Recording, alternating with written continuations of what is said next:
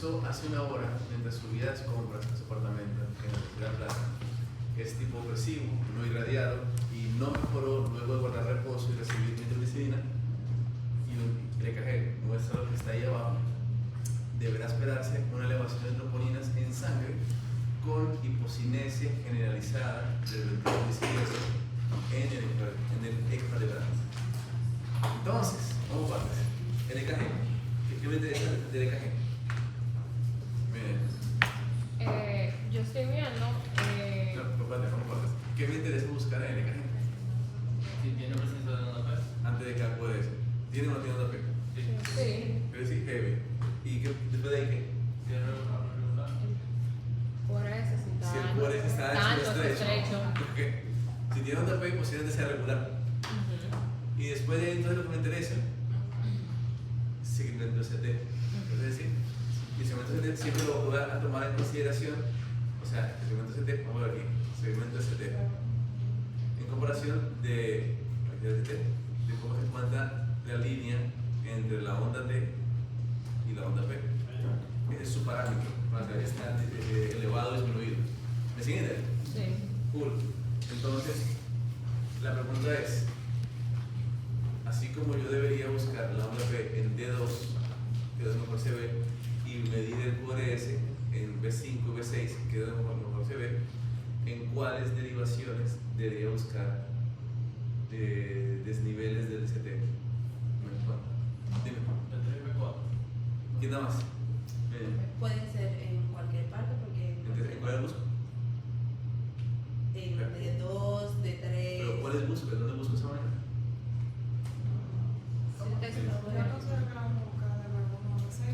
Ok, entonces, aquí no. Ahí sí. Pero sobre todo allá, porque me va a dar una aplicación. Conclusión, se busca en todas las derivaciones. ¿Ok? Importantísimo. Entonces, ¿cómo están de 1? No. ¿Y en de 2? ¿Y en de 3? A ver, normal. A ver, normal. B1, B2, está como shade. Pero ¿está elevado o es que está inclinado hacia arriba? Entonces, aquí se toma algo importante que se llama el punto J. Ah, sí. ¿Qué es el punto J? ¿Qué va a decir? El punto J sería como al final del QRS, que se va a tomar en cuenta que este debe estar en la misma, alineado, en la misma línea como va todo. No debería estar ni 1 milímetro, debería estar más o menos 1 milímetro o mayor o inferior, eso es como lo máximo. Exacto, entonces se queda. Y es el punto donde se acaba la onda S y comienza el segmento CT. Se cuenta, ese punto J está casi igual que el inicio eléctrico, o sea que está normal. B3 igual normal, B4 es normal. Entonces tenemos trastorno de ST. No, eso hace menos probable que tenga una isquemia. ¿Okay? Existe otro tipo de trastorno que te puede dar EKG cuando hay isquemia sin infarto todavía, y son cambios en la onda T. O sea que haya una inversión de la onda T. Entonces, ¿qué es lo normal? Que la onda T se encuentre para donde, para arriba o para abajo. Para arriba, o sea que en este caso está anormal. Depende de la derivación. ¿Cómo así? En ABF está para abajo. Ajá, Pero en ABR, perdón. muy simple, por lógica simple, en EKG la onda T debe seguir al vector con mayor voltaje del QRS. Si el QRS es más positivo que negativo, pues la onda T debe ser positivo. Si es negativo, debe ser negativo la T. ¿Me sigue idea? Si no sigue esa lógica, entonces puede que sea invertido. ¿Me sigue idea? Hay excepciones y son B2 y B3, que son las únicas en donde normalmente ocurre esa inversión y no tiene ningún tipo de problema. B1, B2 y B3, porque me da el C. ¿Vamos bien? Ya no tenemos ni trastorno de ST ni onda T invertida. ¿Está normal el EKG? No. ¿No está normal? Cuéntame. Es que yo, bueno, eso lo aprendí ayer justamente. En la tercera derivación, cuando se ve eso así, eso indica como que hay se llama como el síndrome de Wolff, Parkinson. ¿Estás segura de eso? Bueno, en verdad, pues, no tanto, pero es que yo siento que se ve así como. ¿Tú lo sientes? Siento no. ¿En qué? Como yo lo había visualizado ayer, se parece mucho, porque se veía así, se veía... También, ¿tú crees que a ese nivel yo te pongo a ti un Wolf que es un guay? No, ¿verdad? Exactamente, Un abuso, entonces, un abuso. olvídate del mundo, yo te pongo esa vaina a ti. El ballpark no es que en las derivaciones normales de 2, por ejemplo, que es la palabra. En ese momento a ustedes no les importa esa vaina, ¿ok? Como ser en cardio, les tiene que importar. Ok. Pero en este momento lo que yo pido de ustedes para parejaje es saber cómo está el ritmo y si ahí se te ha alterado. Ok. ¿Listo? Estamos en biología, en cardio. ¿Ok? Entonces, tenemos por lo tanto un dolor de pecho y ese es el motivo de consulta principal en cardiología. ¿Cuál es el abordaje de un dolor de pecho? Alicia. Yo primero tengo que averiguar si... Ah, pero el tratamiento. No, el abordaje. Yo primero evalúo cómo es el dolor, si el dolor es opresivo o si es súbito, si es constante, ¿Y para qué lo haces? para evaluar si tiene alguna relación con un infarto o si es una angina, en el sentido si es vascular, si es súbito yo pienso en vascular, o si le duele la palpación yo pienso en algo que es más muscular. Básicamente lo que queremos ante todo del dolor de pecho rápidamente es saber si ese dolor de pecho se asocia a infarto miocardio o no. Es decir, dígate si el dolor es típico o atípico. ¿Okay? Eso es lo que me interesa. Si el dolor es típico de un síndrome coronario agudo o si es atípico. Si es típico, entonces seguimos haciendo la investigación y demás. Pero si es atípico, eso baja muchísimo la probabilidad de que sea un infarto. Por ejemplo, ¿debería un infarto miocardio dolerme al palpar la pared torácica? No. Eso básicamente te tumba la probabilidad de esa vaina. ¿Sí? Es un dolor atípico. Entonces, a partir de ahora, cada vez que ustedes se enfoquen o por favor de un paciente que tenga dolor de pecho, lo más importante es típico o es atípico. Y para que un dolor de pecho sea típico de enfermedad coronaria, debe tener 3 características. ¿Cuáles son? El dolor opresivo, Que sea opresivo. súbito, que no mejore con No. súbito, súbito. Irradiación clásica. Irradiación. Y Súbito. no, ¿verdad? No. ¿Cómo así que no mejore con cambio de posición? Porque, por ejemplo, Retroexterno. si tengo un coágulo en la pierna, Ajá. sea para el pulmón, provocaría dolor de pecho. Sería súbito. ¿Me entendiste? Sí. Tiene falta algo más. La duración mayor de 40 minutos. Entonces, a partir de ahora, como ustedes hablan de que tengan dolor de pecho, usted va a hacer las preguntas clásicas de dolor, pero lo que van a tener ustedes en su cabeza, evalúen esas 3 variables. ¿Okay? Si tengo 2 de estas, ya tengo un dolor típico. ¿Okay? Si tengo una sola, es menos probable. ¿Me siguen idea?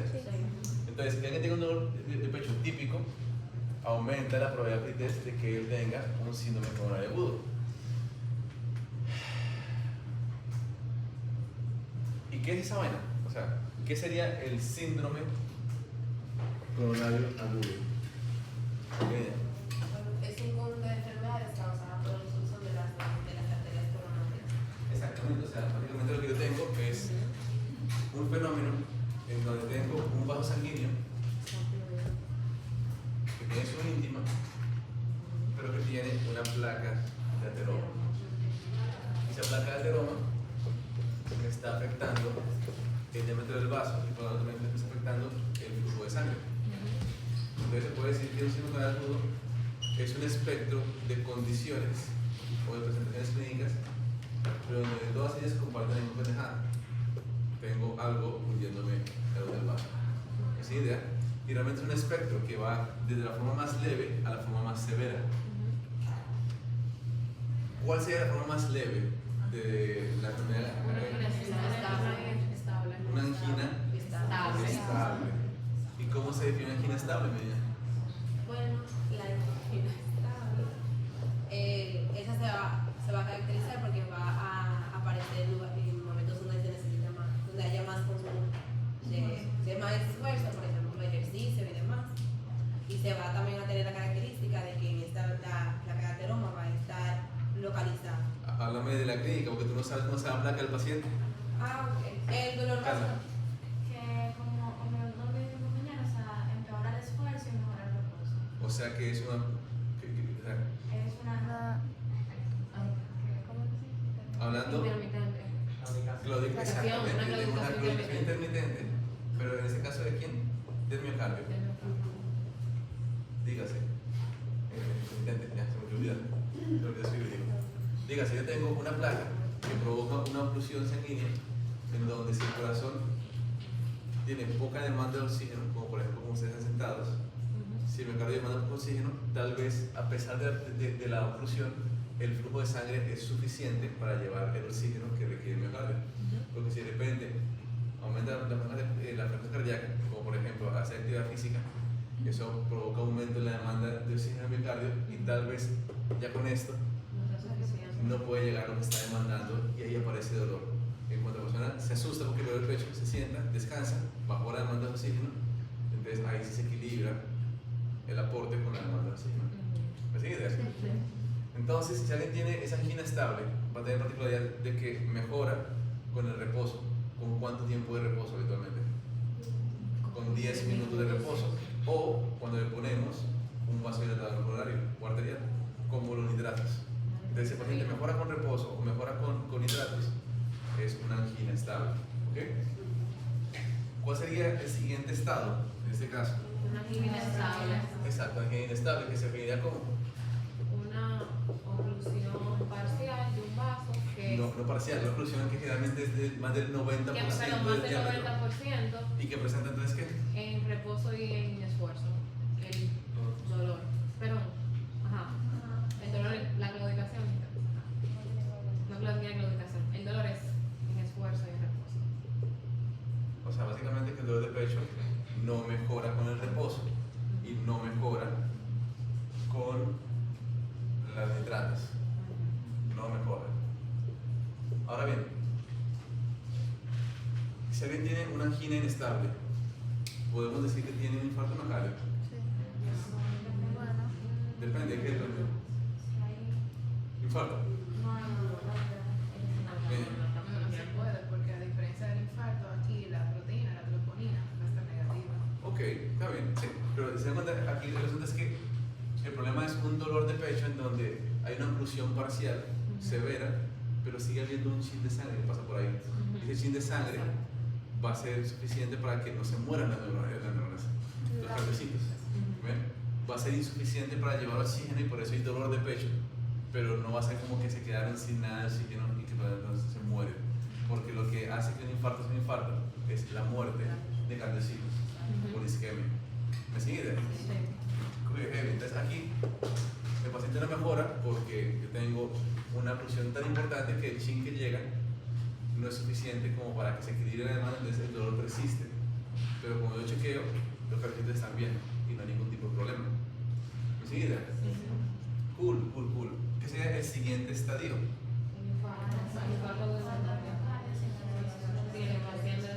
Bueno, ponemos aquí un infarto de miocardio que puede ser de dos formas. Puede ser un no STEMI, o sea, un infarto de miocardio sin elevación de ST. Exacto. O puede ser un STEMI, por sus siglas en inglés. O sea, un infarto de miocardio con elevación del ST. ¿Me sigue? ¿Qué representa esa vaina? ¿Qué representa eso? Muy simple. Que si yo tengo el miocardio, bueno, aquí así, yo tengo la coronaria que nació de la aorta y da sus ramas penetrantes y demás, como ver bonito, sus ramas penetrantes. ¿Siguen hasta aquí? Si yo tengo una oclusión a este nivel, ¿qué parte del miocardio se va a infartar? Toda la pared, se llama un infarto transmural, que suele graficarse como un ST elevado. ¿Me siguen? Pero si la oclusión ocurre en los vasos pequeños, en este caso el infarto va a ser solamente ese nivel y me provoca generalmente un ST deprimido o un ST normal. ¿Me siguen? Entonces, en ambos casos yo tengo a este nivel ya una oclusión completa del vaso. En ambos casos se formó un coágulo y no fluye nada de sangre. En ambos casos se murió un tejido miocárdico. ¿Me sigue? Lo que cambió fue el porcentaje de miocardio que se afectó. ¿Me sigue? ¿Y qué me da a mí esa diferencia? El trazado del EKG. ¿Entendieron? Sí.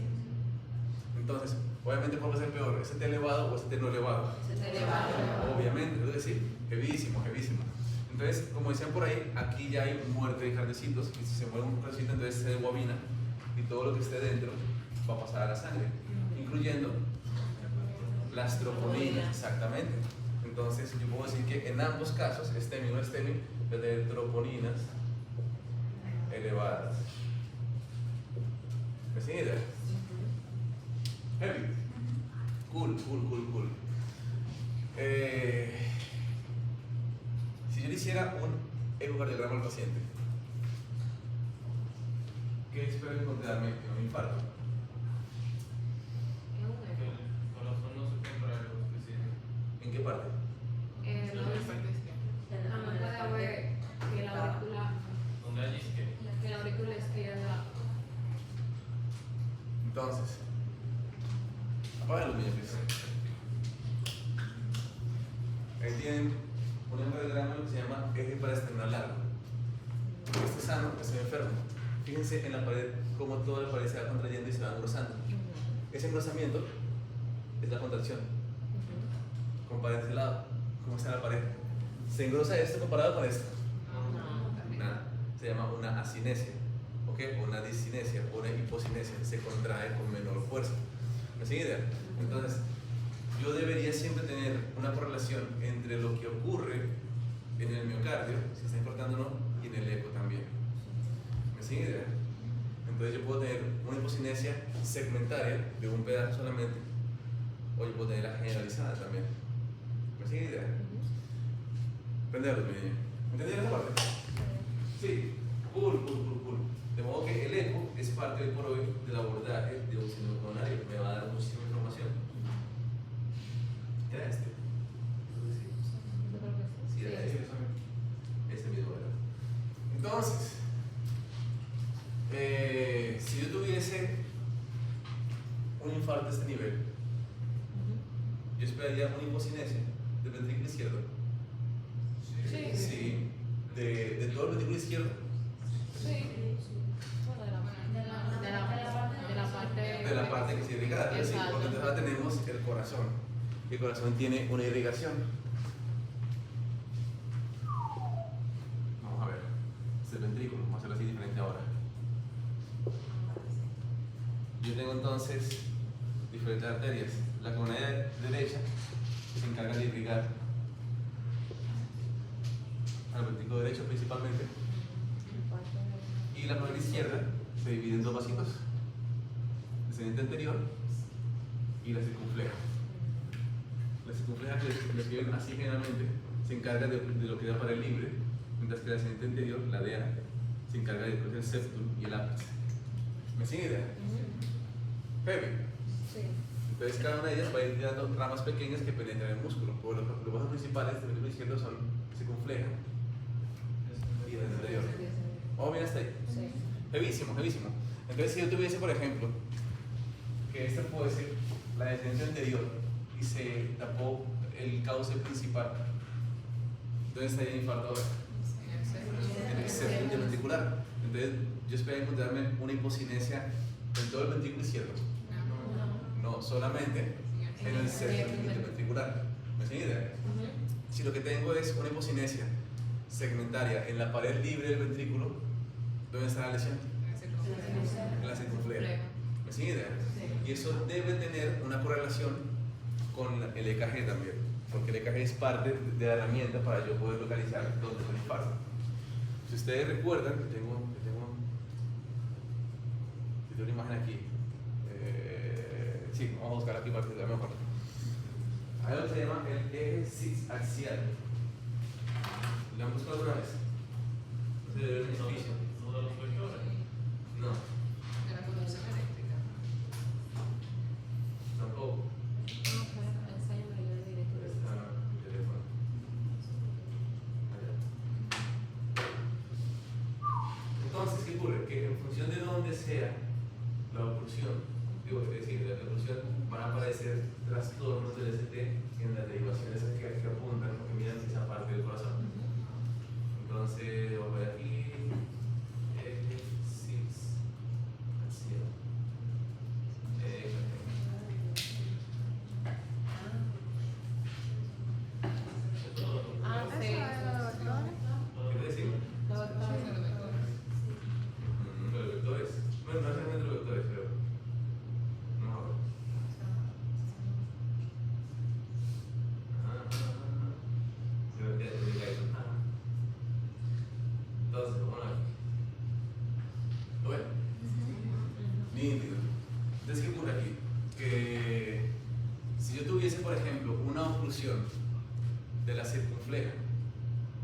¿qué parte del ventrículo se va a infartar? Se La va pared libre. libre. Entonces, entonces se va a ver el trastorno ST en las derivaciones que miran la pared libre. ¿Como cuáles? D1, ABL. D2. Y entonces, okay. Y entonces aquí no tiene todavía, no tiene aquí. Heavy. Las precordiales están ubicadas de esta forma, voy a ver en azul. B1, ve el ventrículo derecho, B2, B3, ven el septum, B4, B5 y B6 ven la pared libre. ¿Me sigue? Entonces, si yo tuviese una oclusión de la circunfleja, yo voy a tener una hipocinesia en la pared libre del ventrículo, pero también un trastorno en ST en D1, ABL, B4, B5, B6. ¿Me sigue? En las derivaciones van a estar el ST alterado. ¿Me sigue? Y eso es importante porque no todo ST elevado o disminuido habla de isquemia. Para que yo pueda decir que hay isquemia, yo tengo que tener elevación de ST, pero en derivaciones continuas, o sea, derivaciones que están mirando la misma parte del corazón. Me explico, si yo tuviese un ST elevado en D1 y en D3, eso no me da infarto. ¿Sí? Porque solamente se elevó en esta derivación sin verse en las otras derivaciones que ven ahí aparte del ventrículo izquierdo. Y luego también un ST elevado en D3 que se ve de este lado, pero no se vio en ABL ni en B1. Eso no me cuadra, Para que un trastorno ST me hable de isquemia, tienen que ser 2 o más derivaciones que miran la misma parte del corazón. ¿Me sigue idea? Sí, cool. Entonces yo puedo de esa forma decir, si tuviese de repente un paciente con dolor de pecho y hipocinesia en el septo interventricular, ¿en cuáles derivaciones yo espero encontrarme el ST desviado? B2, B3, las principales. ¿Es decir? Y si afecta la parte inferior, entonces en las que ven la parte de abajo, D2, D3 y AB. ¿Me sigue idea? Si yo tuviese, por ejemplo, una oclusión de la coronaria izquierda desde su inicio, recuerden que la coronaria es esta de aquí. Si se tapa esto, se va a ir todo esto. Más B1, más AB. ¿Me sigue idea? Entonces, en ese caso, yo sé que tengo todo el foco ventrículo izquierdo infartado. Esa es la parte de EKG. Yo espero encontrarme entonces en ese caso, en el eco, una hipocinesia de dónde? De todo el ventrículo izquierdo. ¿Me sigue idea? Entonces, esa es la parte de los estudios de imagen y demás. Ahora, a nivel clínico, ¿qué esperan encontrarse ustedes con ese paciente? Dolor de pecho. ¿Y qué más? ¿Qué más? O sea, todo lo típico de ¿Y qué más? Congestión pulmonar. Dime. ¿Pero por qué? Porque ahí va un momento. ¿Qué es lo importante? Si tengo todo el foco ventrículo izquierdo infartado, ¿cómo va a estar la contractilidad? Entonces, ¿cómo va a ser por un sistólico? Principalmente con el dolor de pecho y demás, pero como un shock cardiogénico. Porque no contrae nada, no tira nada de sangre. Entonces, el dolor de pecho es lo que a mí me importa. El hospital tampoco. Lo que me importa es que va a tener la presión en el suelo y va a estar lleno de agua el pulmón. ¿Me sigue idea? Entonces, tienen que a partir de ahora correlacionar la clínica, los laboratorios, el EKG y el eco. ¿Me sigue idea? ¿Entendieron? Sí. Heavy. Entonces, por ejemplo, si yo tuviese un paciente que me traen el EKG y tiene elevación de CT en D1 a BL y de B2 a B6, yo pienso, coño, es un infarto extenso. ¿Me sigue idea? Y cuando toma la presión está en 140, 80. Y el pan no tiene disnea, solo tiene dolor de pecho. ¿Qué pienso? Que ese EKG no es del paciente. Exacto. No tiene sentido. Lo que pasa es que tenga oclusión de toda esa vaina, eso me dice, tiene que estar chocado sí o sí. No es chocado, ese EKG no es de él. ¿Me siguen idea? Sí. ¿Entendieron? Sí. Heavísimo. Si tuviese un paciente que tiene una oclusión en la coronaria derecha, ¿qué parte del corazón se va a infartar? Derecho. Es decir, que se encuentra ubicado, ¿en qué parte? El corazón está ubicado así, la aurícula, apex, En la parte en la parte de abajo. Entonces, en ese caso, se va a ver desde cuáles derivaciones. las que miran abajo. F. Entonces tendría solamente afectación de D2, D3 y ABF, nada más. Entonces me dice, tengo un infarto de cara posterior. ¿Listo? O cara inferior, la misma vaina. ¿Me sigue idea? Y en ese caso, el paciente, recuerden, está en contacto con el diafragma. ¿Presentaría realmente dolor de pecho el paciente? Podría presentar dolor de pecho. Cuando respira. Exactamente. Entonces eso me lleva al tema de que existen algo que se llaman los equivalentes anginosos. ¿Sabe lo que es esa vaina? Su nombre lo dice. Equivalentes anginosos son síntomas que si están presentes me hablan de infarto miocardio aunque no tengan dolor de pecho el paciente. ¿Me sigue idea? ¿Cuáles son los equivalentes anginosos? Ya dijeron uno, epigastralgia. Entonces espérate, me tengo aquí. ¿Por qué es importante eso? Porque por ejemplo, si yo tengo dolor, un infarto miocardio, ese dolor lo siento porque yo tengo nociceptores que llevan la información al cerebro. Hay una enfermedad que sea un factor de riesgo de infarto y que me afecte los nervios. La diabetes. La diabetes, porque hay neuropatía diabética. Entonces, como ocurre esa vaina, el paciente diabético, muchas veces el infarto puede aparecer sin dolor de pecho. Lo que tiene es un dolor de barriga, simplemente. ¿Me sigue idea? Heavísimo, heavísimo. Otro que estaban por ahí, la disnea. Claro que sí. ¿Por qué? Porque si tengo un infarto con hipocinesia, hay sobrecarga del aurícula izquierda, congestión pulmonar y disnea, por lo tanto. ¿Me sigue idea? Sí. ¿Qué otro hay?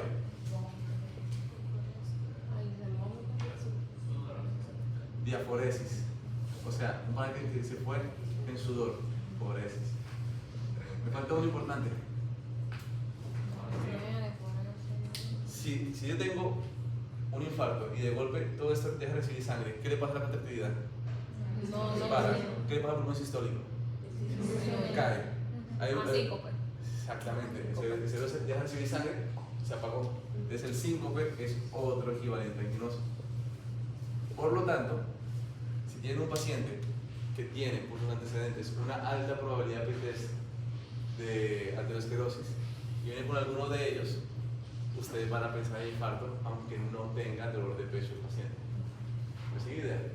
Entonces, a ese doncito que es diabético, hipertenso, fuma, que llegó por dolor de barriga, yo le hago un EKG, por si acaso.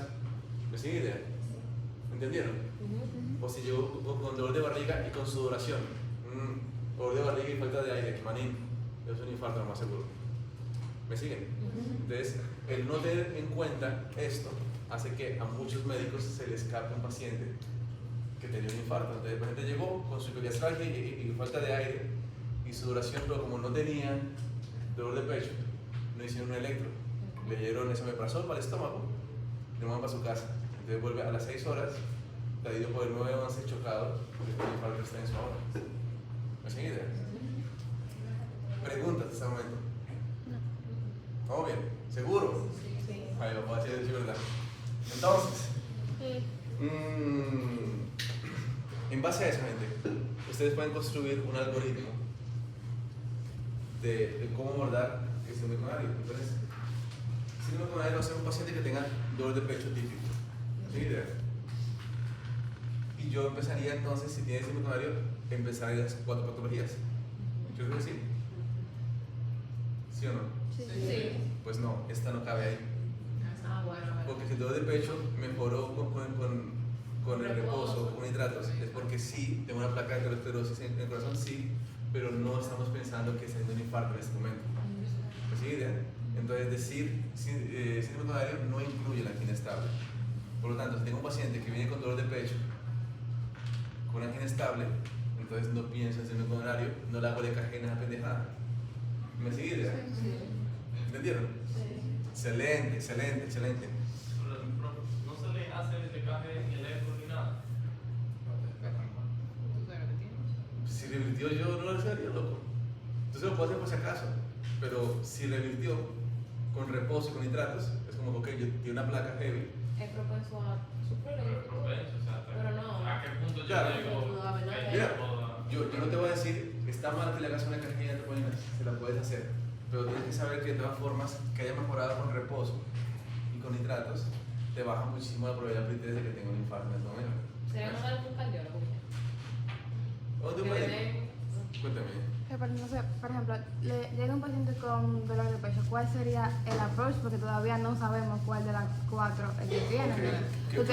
Usted lo sienta, espera, a ver si se le va en 10 minutos, le da la nitroglicerina mientras tanto, y si no, entonces le manda a hacer el cajón. Tu pregunta es muy buena porque resume el tema completo. Mira. Paso número 1 ante un dolor de pecho. ¿Cuál sería? Aspirina. Le quitar el dolor, ¿no supone? Antecedente. Clasificarlo. ¿Cómo? Si es pasa tiempo. Si es Típico, típico. ¿verdad? Típico, perdón. ¿Verdad? ¿Me siguen idea? Porque si tiene un paciente que llega con un dolor de pecho punzante, que me va con inspiración y que duró 5 minutos, ¿le hago el EKG de troponina? No. Está jodón. ¿Me siguen idea? Porque ya de por sí, al ser atípico, es menos probable que ya lo mete en la categoría de síndrome con el agudo. ¿Me siguen idea?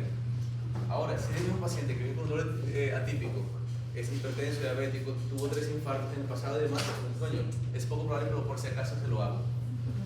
¿Me siguen idea? Nítido. Entonces, una vez que lo clasifico como atípico, o como típico, entonces paso número 2, ¿cuál sería? EKG más troponinas.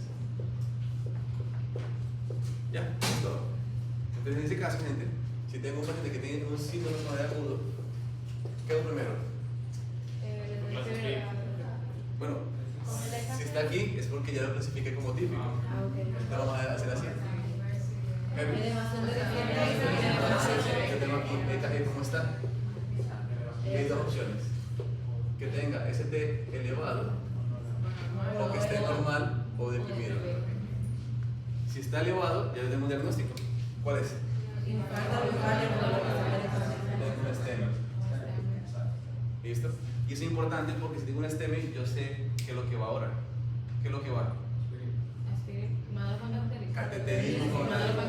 Porque recuerden que tengo una oclusión importante de todo el miocardio. Y si no lo destapo ya, eso se va a morir. Y si se muere de forma irreversible ese miocardio, ¿qué viene después? Disminuye la presión. Y si no se muere, una falla cardíaca. Y se queda con falla cardíaca de por vida. Entonces lo que yo busco, pues el cateterismo es que no se te muere de un shock cardiogénico, pero que también no te haga una falla cardíaca a largo plazo. ¿Me siguen idea? Entonces, si tengo un STEMI marín, eso es de una vez cateterismo coronario con colocación de stem. Un stem es como una mallita. Tienen tarea, van a entrar a YouTube como que busca animación de cateterismo coronario con colocación de stem. Van a ver un montón de videitos en la pendejada y se van a entenderlo. ¿Listo? Y es importante, y aquí, como es la principal causa de muerte en el mundo, ustedes tienen que sabérselo todo. Lleva coronario su cateterismo y hay un tiempo estipulado para eso. No diría más de 90 minutos. Antes de los 90 minutos que llegó al hospital. 2 horas desde el EKG. ¿Ok? Eso es lo ideal. De modo que si tienen un paciente que está en maní y tiene un pecho típico y demás, le hacen un EKG y de repente le va al maní, tienen que irse a un lugar que tenga cateterismo. Si Baní no tiene un centro de cateterismo, entonces se llama Santo Domingo. Y si el tiempo toma más de 2 horas, entonces yo debería, en lo que lo llevo a Santo Domingo, hacer una terapia que es como un TENDEI, que es una terapia fibrinolítica. No. Entonces, ¿la aspirina qué es?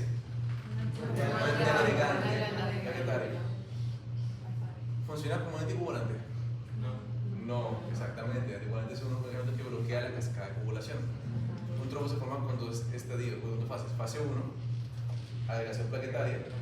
Fase 2, cascada de coagulación.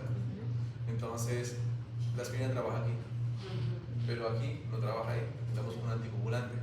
¿Okay? Pero aquí ya se armó el coágulo, loco. Entonces, si yo doy aspirina, se lo puedo dar, pero eso lo que va a evitar es que crezca más el coágulo, pero no va a resolver el coágulo que está ahí ya. Sería heparina, entonces. La heparina es un anticoagulante que va a evitar que haya más cascada de coagulación, va a evitar ese crecimiento. Estatina. Estatina es para que baje el colesterol en sangre. Entonces yo necesito un fibrinolítico. Entonces, vamos por partes. Cuando hay un coágulo, o sea, algunos, levanten la mano, ¿quién de ustedes nunca ha hecho un coágulo en su vida? Que tú sepas, todo el mundo ha hecho coágulos. Hacer esta vaina provoca micotrombos. ¿Ok? ¿Se ha apoyado un dedo o se ha cortado un dedo una vez? Entonces, un coágulo. Ese coágulo se quedó ahí por vida. No. Se disolvió. O sea que algo degradó el coágulo.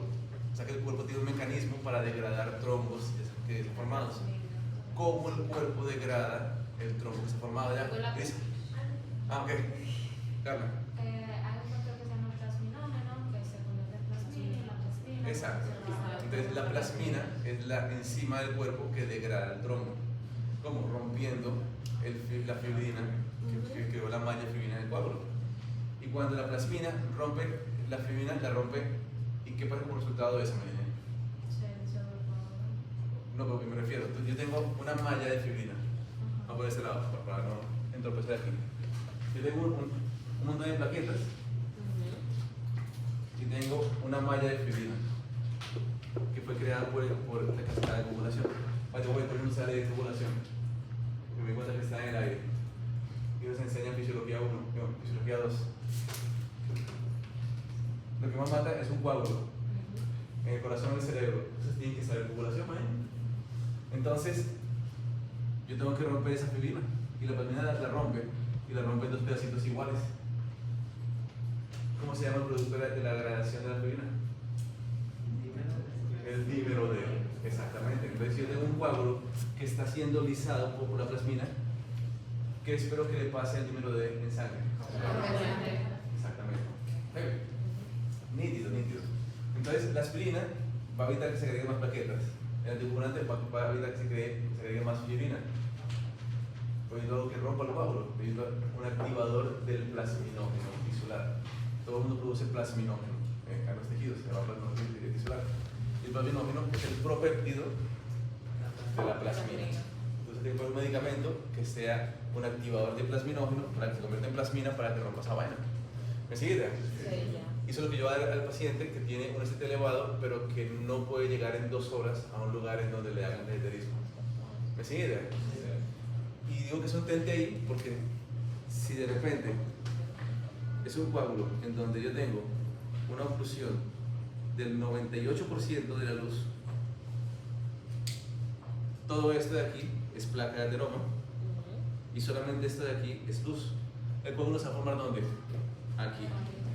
De modo que cuando yo le dé el activador de plasminógeno, se va a romper lo que está aquí, pero la placa sigue estando ahí. Y posiblemente se va a activar un coágulo nuevamente. Entonces, en el infarto, la trombolisis o fibrilisis es una medida de emergencia cuando el paciente aún no puede llegar a una sala de cateterismo en 2 horas. ¿Me sigue la idea? Sí. Cool.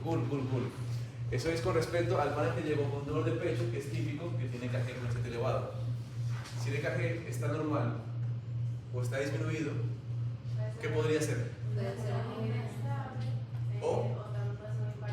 Exacto, ¿cómo lo diferencio? Exactamente, entonces yo hago troponinas. ¿Cómo están las troponinas? Hay 2 opciones, que estén normales o que estén elevadas. Si están normales, tengo una rotura, o sea que yo tengo una angina inestable. Significa que ese paciente no tiene placas de colesterol en la coronaria. No. La tiene, pero no hay coágulo formado. Por lo tanto, no hay necrosis. Pero si está elevado, yo tengo entonces un no estema. En ese caso, ¿qué significa? Bueno, le hago un cateterismo al paciente. Sí, se puede hacer. Un coágulo tapándolo. No es la misma urgencia. Dime. O sea, no se hace con la misma urgencia que se le hace. Exactamente. Y aquí, si la pregunta es ¿cuándo hago el cateterismo? La respuesta es Si la trombolisis no funciona. ¿cuál es la respuesta clásica? Cuando se pueda. Depende. En medicina. Depende. Exacto, depende. ¿De qué depende, loco? de qué tanto deterioró al paciente ese infarto miocardio. Yo tengo dos pacientes que tienen un STEMI.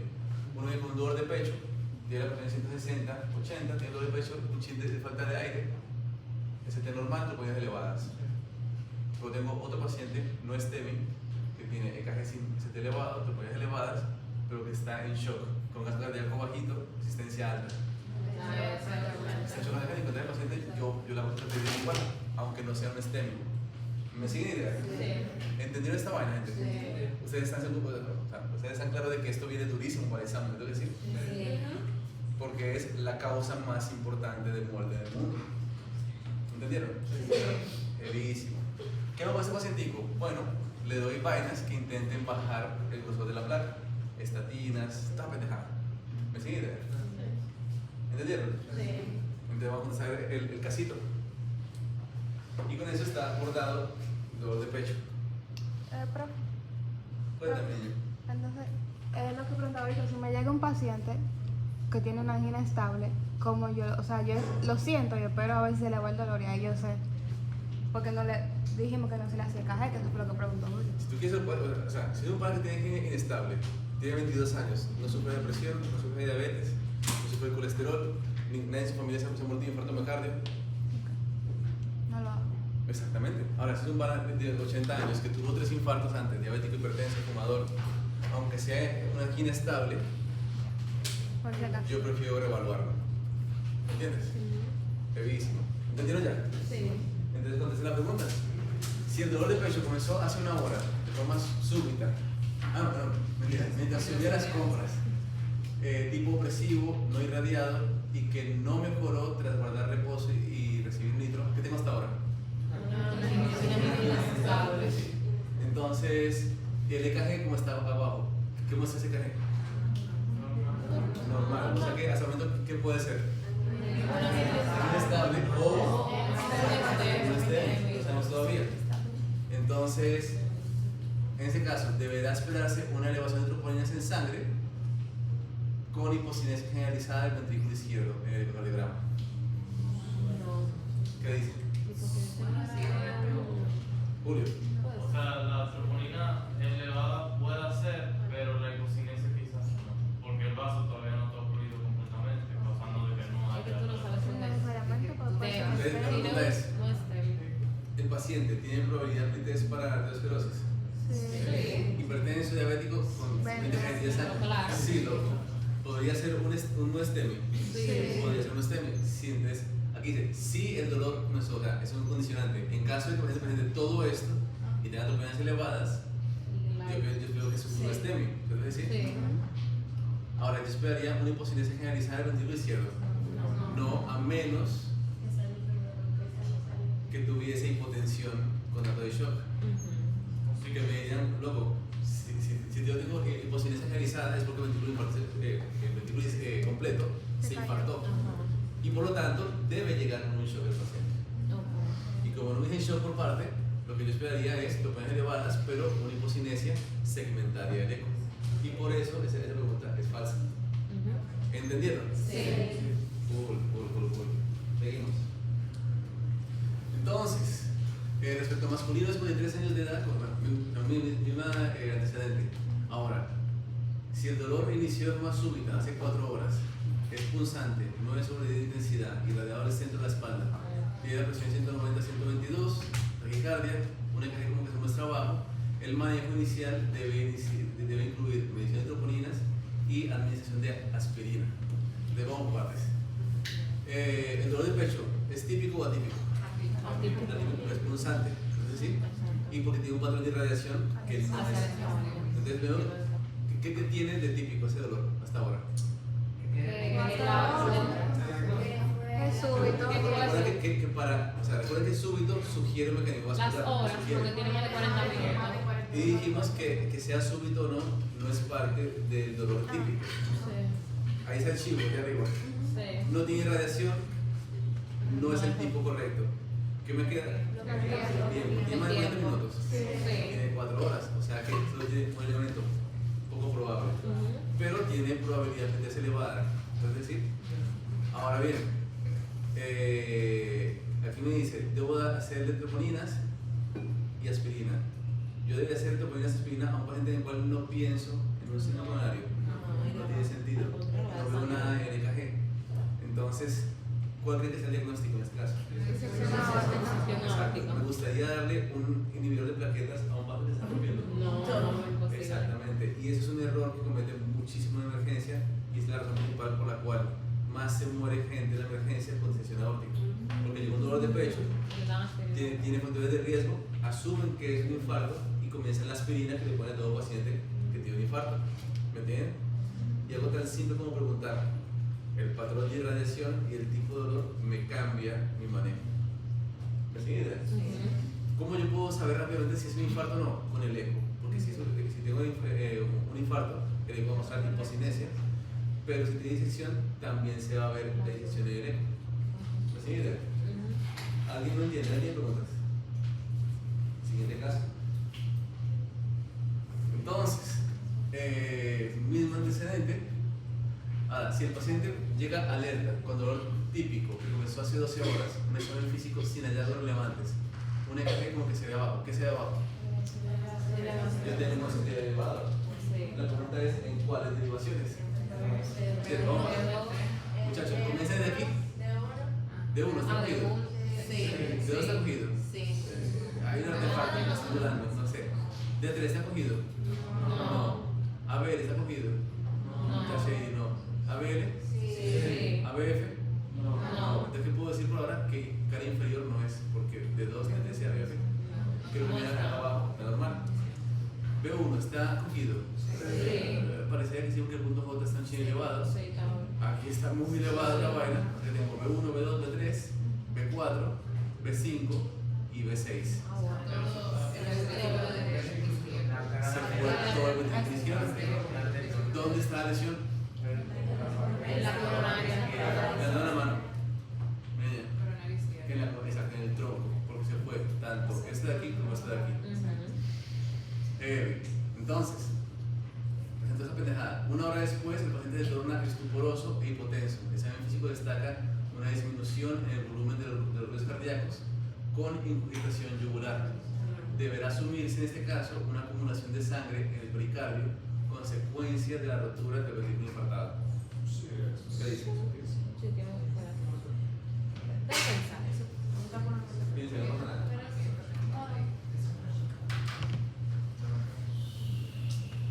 Eso sí tiene relación con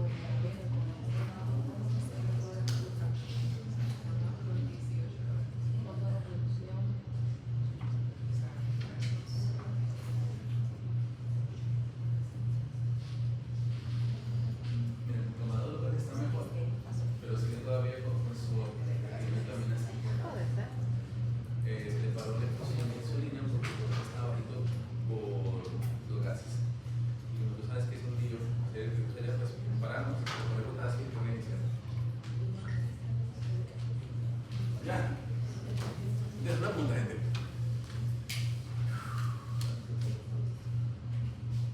Ya sabemos cómo diagnosticar un infarto. Cool.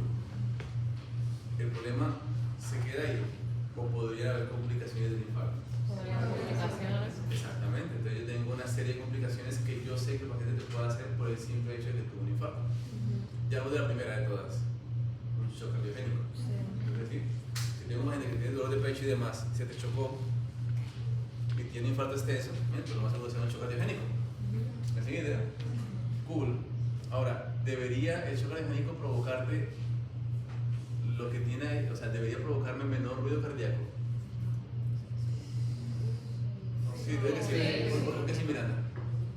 Porque no se va a estar bombeando la cantidad necesaria de sangre y eso. En todo el corazón. No solamente en esa parte, pero Entonces, ¿por qué te vamos a partir? El primer ruido cardíaco, ¿qué genera? cierre de las válvulas cardioventriculares. Exactamente. ¿Cómo espero que esté el cerrado de la mitral? Sí, mira ahí, en el infarto. ¿Cómo se ve la mitral? ¿Y la tricuspide? Normal. Y el segundo cierre, el segundo ruido es el cierre de aórtica pulmonar. La pulmonar debe cerrar normal. No debería haber un menor volumen de los ruidos cardíacos. Debería provocarme incogitación yugular. Si tengo incogitación yugular, Yo creo ¿Cuál es el significado de la inclinación yugular? Para el derecho, y por lo tanto aumenta la presión de la aurícula derecha. ¿Debería un infarto de ventrículo izquierdo provocarme aumento de la presión de la izquierda, de derecha? O sea, ¿debería un infarto a este nivel provocarme aumento de la presión de la aurícula derecha? No tiene sentido, Marín. ¿Me sigue idea? Entonces, el infarto me explica el shock, pero no me explica los ruidos ni el dolor incrementada. Entonces, en ese caso, tal vez tenga algo más que el shock cardiogénico consecuencia del infarto. ¿Ven? Vamos a partes. La complicación más frecuente de infarto miocardio suele ser la siguiente. Si tengo, o sea, el miocardio es un tejido contráctil, pero también de conducción eléctrica. Si tengo un infarto, o sea, un pedazo infartado, en ese pedazo infartado la conducción eléctrica va a ser normal. Entonces, ¿qué puede haber? Arritmias. ¿Y arritmias supraventriculares o ventriculares? El infarto siempre es de ventrículo, no de aurícula. Supraventriculares. Entonces, exactamente. Entonces, lo más frecuente es que tenga arritmias ventriculares. ¿Cómo qué? Como una fibrilación ventricular o como una taquicardia ventricular. ¿Ok? ¿Qué es una fibrilación?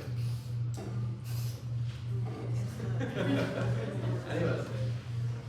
Si yo no estoy mal, es básicamente cuando los miocitos empiezan ellos mismos a generar sus propios pulsos de manera, o sea, sincronizada. Exactamente, ya. O sea, una FA es una contracción asincrónica. Yo tengo fascículos en el músculo. Generalmente un músculo se contrae a la vez, todas las fibras, y por eso se puede reducir el tamaño. Porque si tengo contracción de unas fibras y otras no hay una reducción del tamaño del músculo, no hay una contracción real. Entonces, por ejemplo, si yo tuviese ventrículo izquierdo y aurícula, yo tengo sístole y diástole. Esa sería una fibrilación auricular. ¿Entonces sí? Entonces, deja pasar sangre al ventrículo. Sí, pero ¿qué porcentaje? El 80%.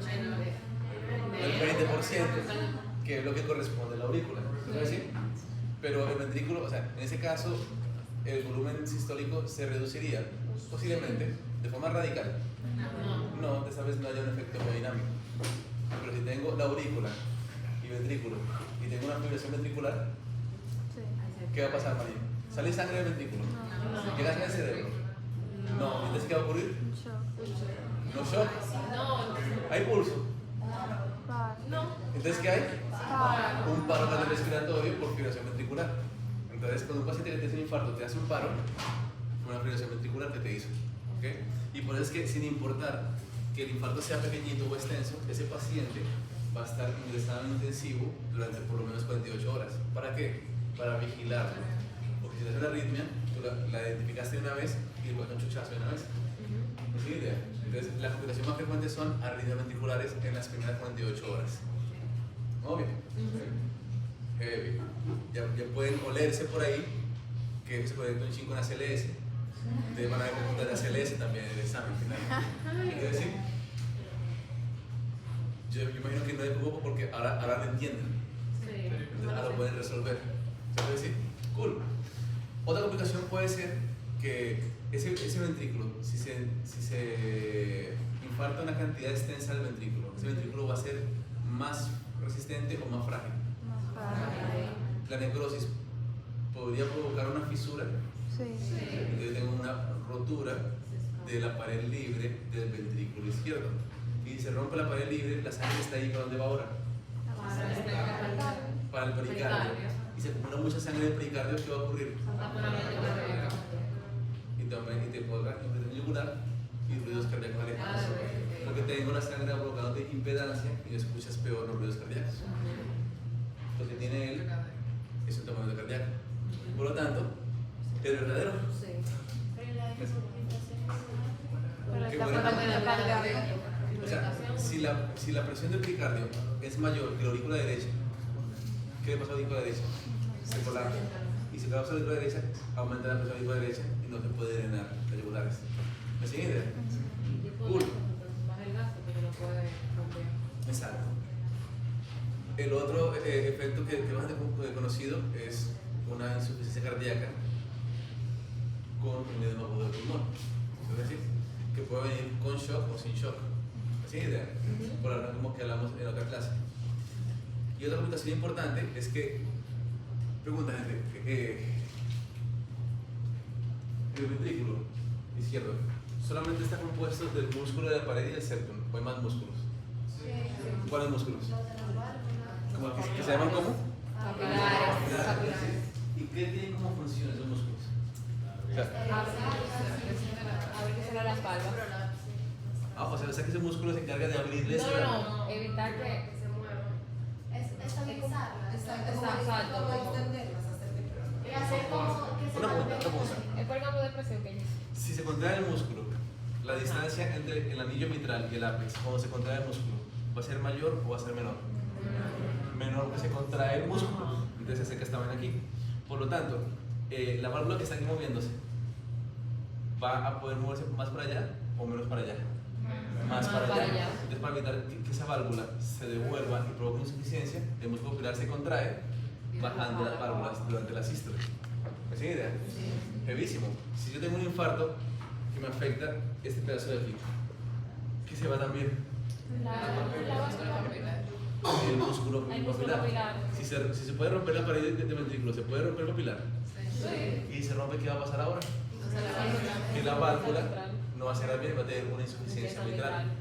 En ese caso, ¿cómo yo me voy a dar cuenta de eso? Porque aparece un soplo junto con el dolor de pecho en un pana que antes no tenía un soplo y que tiene además un edema agudo del pulmón porque hay una sangre que masivamente se va para la aurícula y provoca congestión.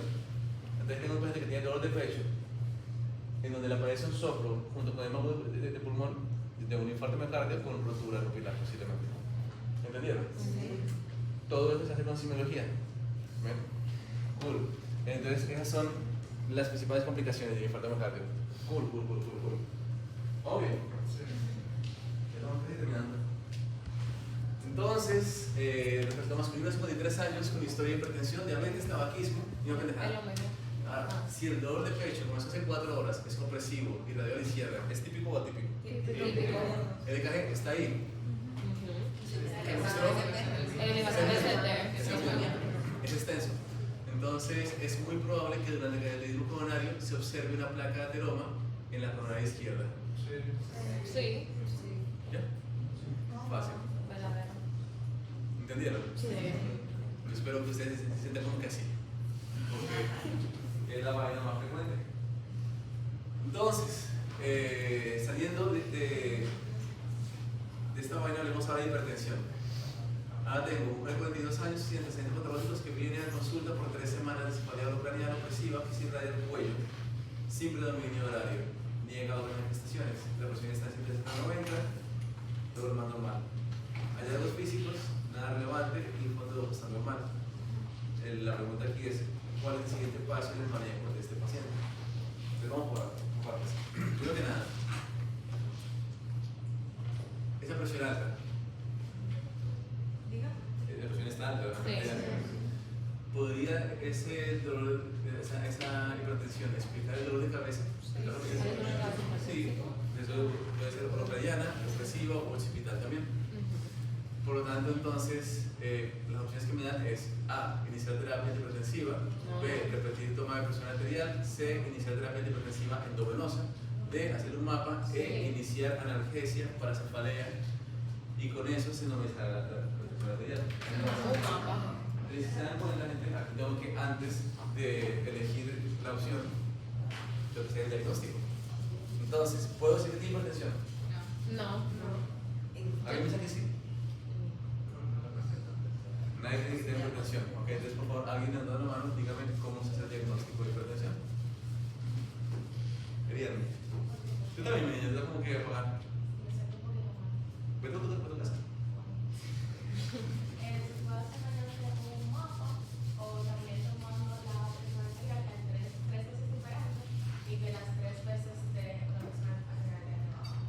Válido. ¿Qué es un mapa?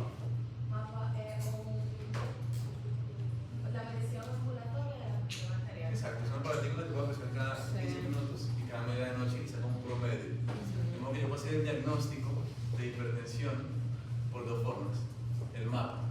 Y de ese mapa ¿Qué tiene que mostrar para yo poder decir que es hipertenso? Picos de... Vale.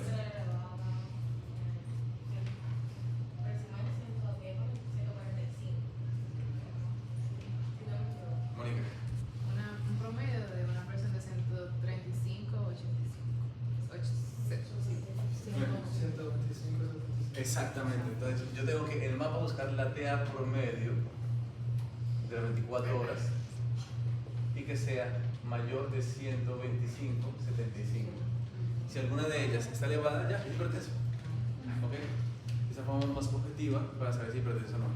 Porque la otra opción es lo que decía también Dani, que sean 3 tomas en 3 días diferentes en donde esté la presión arterial elevada, dígase por encima de 100, 130, 85. ¿Me sigue idea? Heavy, heavy. Y en este paciente, ¿ya tengo la información para poder decir que es hipertenso? ¿No? No.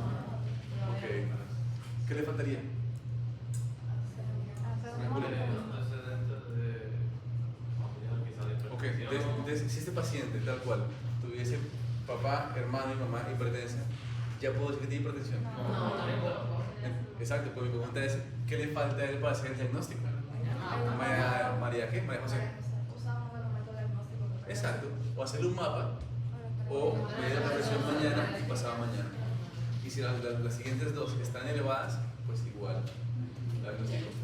Deben saber que en este caso, pueden igual haber sesgos, ¿ven? Porque hay factores que te pueden elevar la presión arterial. El estrés, el dolor, puede que el paciente suba. Si tú tienes que llevar un esguince, y ese esguince te provoca dolor por los siguientes 5 o 7 días, es posible que tu presión esté elevada los siguientes 5 o 7 días. Si me llevo de esto, es hipertenso. Si hago un mapa en ese momento, es hipertenso también. ¿Sí? ¿Qué va a pasar por eso? Que en cuanto se comienza medicación del paciente ahora, en cuanto se le quite el dolor al paciente, Ya se va se va a a potenzar. ¿Me siguen idea? Entonces, la pregunta aquí es, coño, sí, eso es lo que me dicen que es suficiente para hacer el diagnóstico de hipertensión, válido. Pero, ¿cuál es el show con el tratamiento de la presión arterial? ¿Por qué me importa diagnosticar la hipertensión? ¿Y por qué me importa tratar la hipertensión? O sea, dicho de otra forma, ¿qué es lo que estoy buscando a la hora de tratar la hipertensión? Porque Alicia. puede predisponer a muchas comorbilidades y una de las principales es el infarto del miocardio. Ok, O sea, en esa misma línea, o sea, tiene que ver con el daño de que le están haciendo a los tejidos y, o sea, y como la turbulencia de que puede generar y como la probabilidad de crear coágulos a parte del cerebro. Ok, Eliane. Porque la hipertensión tiene como órganos dianos que va a dañar esos sistemas. ¿Y cómo lo daña? Digo, ¿Cómo lo daña? por el aumento de la resistencia a los vasos por la presión. ¿Y cómo provoca eso? ¿Qué le pasa al vaso cuando alguien sufre hipertensión? Aumenta la resistencia por el tema de la dieta. Te está yendo por otro lado. Deberíamos pensar que la hipertensión puede hacerle daño a la estructura del vaso sanguíneo. Sí. ¿Qué tipo de daño lo provoca? Que al ejercerle contra una presión tan constante puede debilitarlo, haciendo Ok. que... Entonces, una pregunta: si yo quisiera confirmar eso, ¿en qué libro puedo buscarlo? ¿En qué? En el Guyton. Realmente no, que eso es fisiología. En el Robbins, manito, hay un capítulo lindísimo que se llama Sistema Vascular. ¿Ven? Y que ustedes deberían haberse leído. Ese es yo tengo ese pleito con Pacheco. Es como que, manito, ¿de qué decimos un muchacho en general saber de cáncer de testículo, pero no sabe de hipertensión? Entonces se va a leerse el Robbins, la parte de hipertensión arterial y de diabetes. ¿Ok? Porque ustedes tienen que saber qué tipo de daño vascular provoca la hipertensión y la diabetes. ¿Ok? Mientras tanto, googleenlo. ¿Qué tipo de daño le provoca la hipertensión?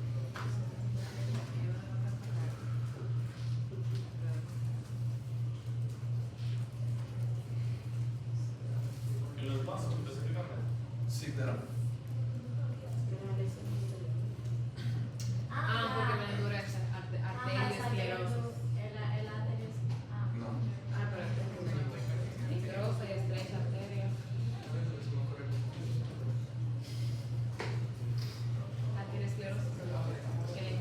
parte de. Pero la respuesta siempre ¿cuál es? Depende. Depende. ¿De qué depende ahora? Del tipo de vaso que haya. Ah, sí, sí, Porque grande, pequeño. yo tengo complicaciones microvasculares y macrovasculares. ¿Ok? Cuéntame. Las microvasculares, en los vasos pequeños vamos a tener microaneurismas, microvenosis, y en los vasos grandes como Pero, microaneurismas ¿y qué? y Las vasculares. dice como depósito de hialino que pueden romper el vaso. Que se llama como degeneración hialina. Y es que en los vasitos pequeños, gente, la presión aumentada provoca un daño endotelio y eso provoca que hay un depósito de material hialino entre la íntima y la capa muscular. De modo que si está la luz, a ver, esta es un aneurisma, ¿sabes? Yo tengo sangre en el centro y aquí arriba. Se puede romper y provocar un sangrado. Eso particularmente me preocupa si ocurre en la retina, que puede provocar un sangrado en la retina, o en el cerebro, que provocaría un sangrado intracerebral. Y si es así, manito, game over, porque la gente va a quedar en coma y sobrevive al intensivo, va a estar en una cama postrada por vida. ¿Me sigue idea? Sí. Es algo que yo quiero evitar, como bajando la presión al paciente. ¿Me sigue idea? Sí. Pero la otra, que es mucho más frecuente, es la degeneración hialina, en donde si tengo ahora un material hialino en las paredes, la luz del vaso, ¿cómo va a ser ahora? Pequeña. Mucho más pequeña. ¿Me sigue idea? Sí. Y si en ambos vasos se crea una placa de ateroma, la misma placa va a tapar mucho más rápido este vaso que este vaso. Entonces, eso es lo que yo estoy buscando. Evitar el daño en órganos de diana, consecuencia de complicaciones microvasculares. ¿Me sigue idea? ¿Y cuáles son esos? Cerebro, corazón y riñón, que son siempre los órganos de diana de la hipertensión. Ahora, ¿cuáles son las macrovasculares? Adivinen. Aterosclerosis. ¿Ya? ¿Me sigue idea? Heavy. Entonces, por lo tanto, ¿eso ocurre de un día para otro? No, eso requiere mucho tiempo con esa vaina. Hay algo más que me interesa mucho y es la afectación cardíaca, como el miocardio como tal. Ya no es una afectación vascular, sino del miocardio en sí. Porque si yo tengo un aumento en la arteria aorta, sube de aquí, ¿cómo va a estar la poscarga del ventriculo izquierdo? Y si aumenta la poscarga del ventriculo izquierdo, ¿qué va a pasar con el ventriculo izquierdo ahora? Hipertrofia. Exactamente. Y esa hipertrofia que puede con el tiempo provocar desde la ventricular izquierda, fibrilación auricular, etcétera, etcétera. ¿Sí? Hemos hablado aquí de cómo ocurre la diarrea. No, sí, también. Entonces, gente, se pone más duro el músculo mecánico por hipertrofia. Si la hipertensión se mantiene todo el tiempo y no la corrijo, ese ventrículo se va cada vez endureciendo más y engrosando más. Durante la diástole, ¿qué porcentaje va a pasar ahora en la fase de llenado temprano? ¿Más volumen o menos volumen? Entonces posiblemente ya no es 80-20 como antes, sino 60-40, 50-50 o hasta menos todavía. El punto es que va a bajar el volumen diastólico durante la fase de llenado rápido y ahora la aurícula va a tener que mover más volumen. Y si tiene más volumen va a tener que ejercer más o menos fuerza. Más. Debería hipertrofiarse. Pero si ustedes recuerdan la histología de la aurícula, no tiene capacidad de hipertrofiarse, entonces se va a dilatar. ¿Me siguen idea? Entonces ahora se dilató, no se hipertrofió y no tuvo hiperplasia, sino que tuvo más cardiocitos. Por lo tanto, si intenta que tenga aquí un cardiocito A y un cardiocito B que pasaba el potencial de acción por conducción eléctrica, ahora yo tengo el cardiocito A y el B mucho más lejos que antes. La conducción va a ser la misma, va a ser mucho más lenta y tal vez entonces, como va a ser muy lenta, antes de que el potencial del cardiocito A llegue al B, el B se prendió por sí mismo y creó un potencial nuevo y crea entonces una fibrilación auricular. Pues es que la principal causa de fibrilación auricular, ¿cuál tiene que ser? Hipertensión maltratada. Entonces, cuando yo estoy tratando de hipertensión, yo estoy buscando evitar que se guabine el corazón y que me haga una arritmia nueva, no solamente complicaciones vasculares. ¿Me sigue? Sí. ¿Eso ocurre un día para otro? No, exactamente. Entonces, teniendo eso en consideración, es que yo voy a terminar mi manejo del paciente. Ok. ¿Este pana tiene presión alta? Sí. ¿Qué edad tiene? 40.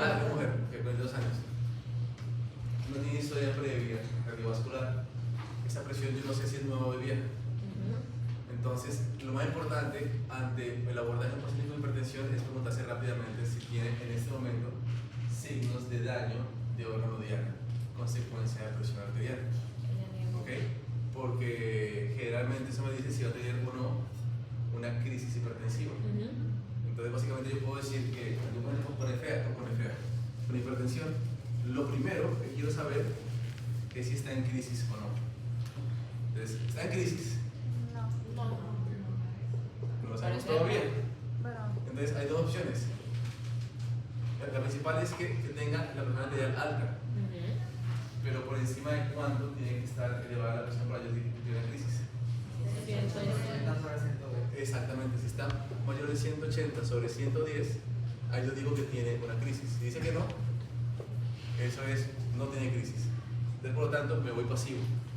Si tiene la presión por encima de ahí, entonces yo tengo que decir que es una crisis hipertensiva, que puede ser urgencia o emergencia. ¿Alguien puede decirme cómo se define una emergencia? Una emergencia cuando tenemos hipertensión arterial y tenemos también un daño en los órganos. Exactamente, entonces en ese caso, ese daño orgánico va a provocar síntomas. Si daña el cerebro, ¿qué provocaría?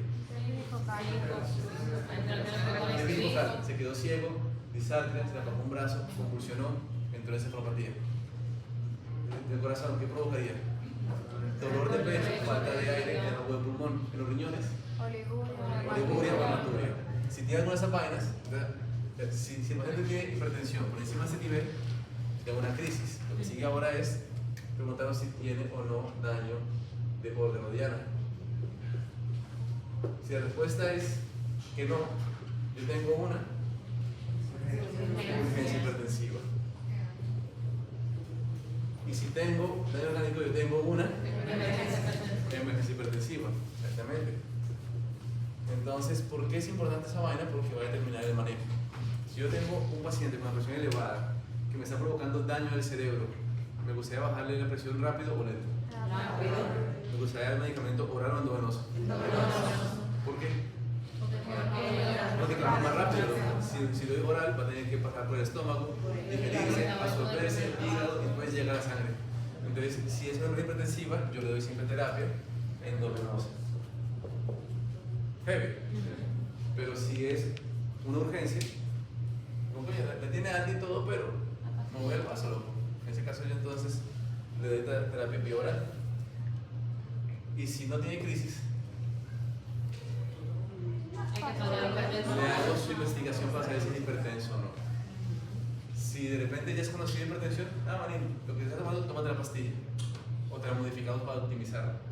¿Sí? ¿Vamos bien? Entonces, bajo esta lógica, ante un paciente que esté hipertenso, ¿cuál es la primera pregunta que tengo que hacerme? Si tiene crisis o no. ¿Tiene crisis? No. Por si acaso, ¿tiene datos de órgano diana? Entonces me da el paso, lo que yo estoy aquí. Entonces me voy chill. ¿Listo? No tengo que seguir corriendo a medicarlo y no tengo que seguir corriendo a hacer estudios de más. Yo puedo decir de loco, si no tiene ningún tipo de síntoma extra, toma la presión hoy, mañana y pasado. O hasta un mapa. ¿Me siguen? ¿Entendieron? Sí. Brevísimo. Entonces, si de repente le hacemos su screening al paciente y resulta que tiene hipertensión, es el diagnóstico de hipertensión crónica. ¿Qué sigue ahora? Medicarlo. ¿Con qué lo medico? diurético, ¿Con antihipertensivos? ¿Cuál? IECA, ARA, diurético. Gracias, loco. Realmente lo he entendido. Depéndeme. ¿De qué depende? ¿De qué otro medicamento toma el paciente? ¿Qué función tiene? No. No. Del estadio, loco. O sea, estadio 1 o estadio 2. Si usted va a aprender a pendejar la clasificación, no me importa esa vaina, es una batalla. Y eso es importante, porque si es un estadio 1, ¿qué va con el paciente? No he entendido todavía. Depende, ¿no? ¿De qué depende? De si tiene otros factores de riesgo cardiovascular. Dígase, tengo un paciente que tiene la presión en estadio 1, la presión está siendo 35, 85. ¿Está elevada? Sí, o no tan elevada. y el paciente no es diabético, no tiene colesterol elevado, no fuma, no tiene familiares con infarto o accidente temprano. Entonces, en ese caso, si no tiene factores de riesgo, el manejo va a ser muy simple. Vamos a darle 6 meses de estilo de vida sano. Y lo más sano que la actividad física y baje de peso. Si en 6 meses la presión se resolvió, manito, salvaste la hipertensión. Pero si en 6 meses, a pesar de bajar de peso, de ejercicio, sigue hipertenso, pues entonces comenzamos la medicación. ¿Ok? Y si comenzamos la medicación en ese paciente estadio 1, le damos pastillas, medicación. ¿Cuántas pastillas le damos? En estadio 1, le comenzamos un medicamento. ¿Ok? Un fármaco. ¿Nítido? Sí. Ahora, si el paciente está en estadio 1, pero es diabético, pues comenzamos el tratamiento de una vez. No le damos el chance de los 6 meses. ¿Ok? Exactamente, que falta de riesgo. Entonces le comenzamos pastillas. ¿Cuántas? 1, porque está en estadio 1. Por lo tanto, si tengo un estadio 2, le doy pastillas. ¿Con cuánto? Con 2 fármacos. De ahí para arriba. ¿Entendieron? Sí. Heavy. ¿Cómo elegimos la terapia hipertensiva? Muy simple. Hay un montón de fármacos hipertensivos, pero hay 3 que son los que están hoy por hoy los preferibles para comenzar la terapia hipertensiva. Número 1, IECA o ARA2, sería pendejada, o hidroclorotiazida o calcio intermorista. ¿Ok? Importante, porque antes ya no son medicamentos de primera línea. Comenzamos con alguno de esos dos, de esos 3. ¿Me sigue idea? Importante en ese caso hacernos una última pregunta. ¿Cuál sería? ¿Cuál es la raza del paciente? ¿Por qué? Porque se ha observado que la gente de raza negra responde menos a IECA y ARA2. De modo que cuando tiene raza negra comenzamos o con diuréticos, acídicos, o con antagonistas. Si un blanquito, comienza con esta vaina. Heavy. ¿Entendieron? Nítido, nítido. Entonces, en este caso, ¿qué hago? El más, ¿verdad? Sí. O la B también.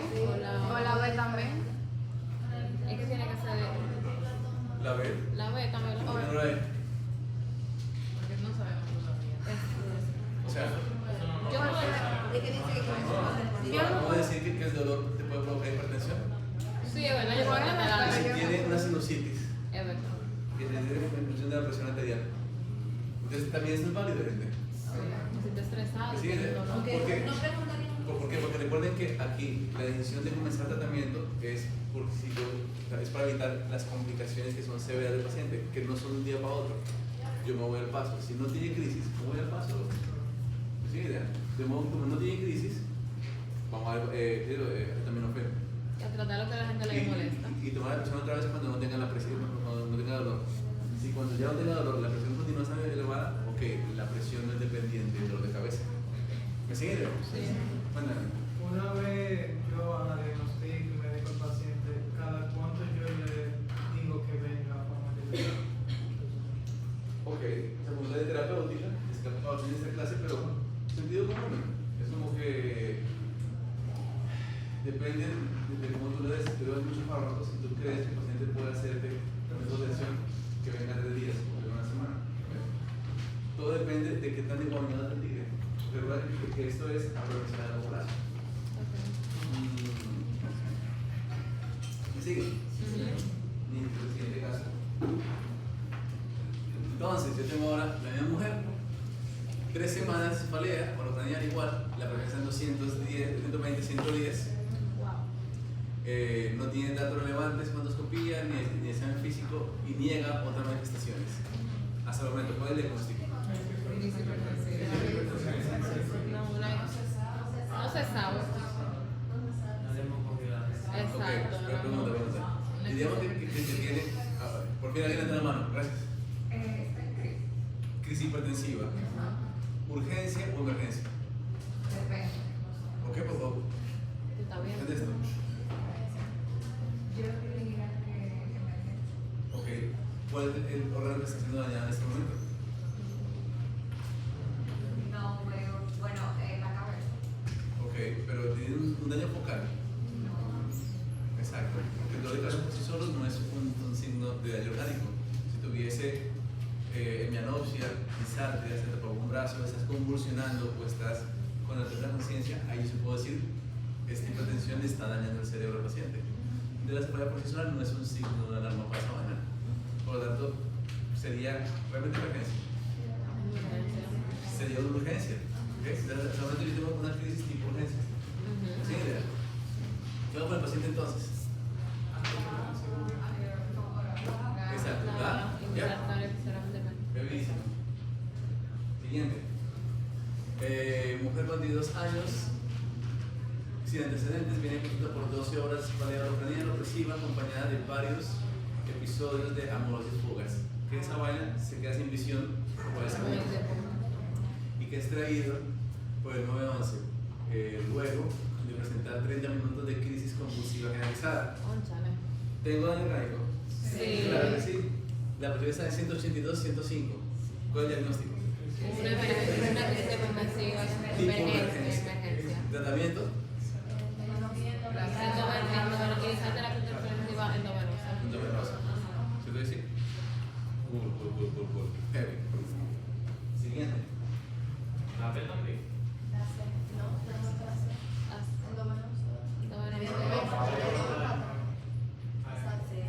C. ¿La B? ¿La C? Sí, esta es. Sí, esa. O sea, porque no tiene sentido esta manera porque es demasiado lento. Está malo el paciente. No tiene sentido porque ya yo tengo daño orgánico, manín, aquí yo no la juego. Porque ya hay daño orgánico importante. Este de aquí como que no, loco, me mete a tocarse a convulsionar como un mapa. No tiene sentido. Entonces, obviamente es la C. Entonces, cuéntame. Solo le trato la cefalea en caso de que yo crea que no sea una crisis hipertensiva. Exacto. Es que recuerda, todo el tiempo es hipertenso. Ok, ¿tiene crisis o no tiene crisis? Es tu lógica siempre. Si no tiene crisis, si está aquí, vete al paso. ¿Ves? Cuéntame. Si no cumple el criterio de 180 de porque la paciente no lo cumple el tratamiento, pero tiene el daño orgánico y no encuentro los hallazgos. Qué buena pregunta. Voy de una vez a pensar que es una crisis. Ok, por ejemplo, ¿cuál es tu presión habitual, doña Miranda? Bajita. ¿Cuál? No sé exactamente. Ok, posiblemente sea el 90-60. Y mi presión es 120-80. Un 190, 110 mío, tal vez sean 160, 90 de ella. Entonces, en ese caso, ¿qué es más importante? ¿El numerito o los hallazgos? El hallazgo. Exactamente, sobre todo una cosa, que ustedes buscan los videos de semiantes, yo lo explicaba. Como ustedes están midiendo la presión arterial, ustedes tienen un taquímetro. ¿Qué están midiendo el taquímetro? Cuéntame. La tensión de la banda. Esa es la presión que tienen por dentro del manguito, el esfigmo, no la presión que tiene en tu brazo. ¿Ok? Vamos a poder tener un montón de sesgos con esa lectura. ¿Ven? Que by the way, tienen que leérselo porque hay detalles que son importantes, porque yo no creo que mi tiempo ustedes pueden leer. ¿Ok? Yo me enfoco en lo que es importante. De modo que sí, si tiene 150-90, convulsiones y demás, Marín, yo le bajo la presión a esa mujer. Pues tu pregunta es muy válida. ¿Entendieron? Sí. Entonces, tengo ahora mujer de 42 años con alodipina, es hipertensa, manejada con alodipina 2.5 miligramos, hidroclorotazida 12.5 miligramos, viene por 2 meses de cefalea holocraniana opresiva, niega otras manifestaciones. La presión es 150-95, todo lo demás normal, no tiene datos de examen físico y no tiene hallazgos. Entonces, la pregunta es hasta ahora, ¿cuál será el diagnóstico de ese paciente? Una urgencia. Ok, ¿está en crisis? No, pero ya está diurético. ¿Y? Son dos medicamentos. Son dos medicamentos. De nuevo, no se pongan pendejos. Aprendanse esta forma de pensar. ¿Qué debo preguntarle primero? ¿Está en crisis? No. Está aquí. ¿Listo? Es hipertenso. Y el hipertenso puede ser de dos formas: hipertenso controlado o mal controlado. ¿Me hacen idea? Entonces, si tengo un paciente que tiene diagnóstico de hipertensión y tiene tratamiento y la presión persiste estando elevada, ¿esa presión está controlada? No. ¿Sí te decir? Entonces, lo que sigue ahora es saber si la dosis es la dosis máxima o no. ¿Ok? Cada medicamento tiene un margen, una ventana terapéutica, o sea, una dosis en donde va a haber efectos terapéuticos sin muchos efectos adversos. Entonces, disculpen. Me ha presentado un paciente, disculpen. Escúchenlo. Aló. Hola, buenas tardes, doctor Camila. Cuéntame. Para presentarle a los pacientes de emergencia. Ok, estoy en clase, así que vamos a ser concisos. Dime sexo, edad, antecedentes, motivo de consulta y tu diagnóstico. Ella más o menos de 45 años. Ella viene con unas hemorroides. Ella refiere que se prolapsaron en vía de evolución y que tenía estrías sanguinolentas y hematocefalus. Y un dolor abdominal no especificado. Ella tiene antecedentes de un lupus, nefritis lúpica, arteritis, para la izquierda, fibromialgia. Y ella es paciente de hipo, se llama Camila Josefina Suárez. Posiblemente sí. Entonces, doctor, ella tiene un examen físico, no tenía dolor, sí vimos las hemorroides, exámenes trombosadas, las analíticas tiene obtenir blanco y ya, muy mal locomotivo, mal paso, y un examen totalmente normal. Tiene un antecedente psiquiátrico que no está muy definido, está entre una bipolaridad o una esquizofrenia. Por el lupus. Ella sí se... Por el lupus, continúa. Ella estuvo ingresada aquí, le ingresaron el sábado por una cefalea, le hicieron una ansiedad que no tenía nada, la refirieron a psiquiatría, la vio psiquiatría aquí en el ingreso, la vio la doctora Trujillo y le recomendó unas recetas, unos medicamentos, y ella se rehusó a recibir esas recetas porque ella se iba a ver en otros días. Entonces con ella, doctor, realmente tenemos la disputa porque nosotros como medicina interna no tenemos que ofrecerle, ¿sabes? Y ella no tiene, sería referirla con la proctología, que ya ella tiene la receta porque ella estuvo en la Plaza de la Salud y luego vino para acá, hoy mismo. Lo que sí nos preocupa de ella es la parte psiquiátrica. Ella está con una embrote, una patemanía, tiene fuga de ideas, está hablando de que atleta, cantante, nadadora, de voleibol, tampoco es justo, de repente le duele el pecho, dice que tiene mareo, de repente se tira para atrás y dice, el mareo no me lo permite, pero después se le incorpora, le molesta la luz, pero está vendiendo de luz. O sea, nada se encuentra, no está coherente con lo que ella está hablando. Porque ella vive en la Chapina, tiene 2 años tomándosela, pero le estoy diciendo que no, que ella no dijo eso, que ella tiene reciente, y no en la Chapina, pero que hay secundarias, que por ella se la toma, pero que sí se la tomó, que no es nada. Entendí.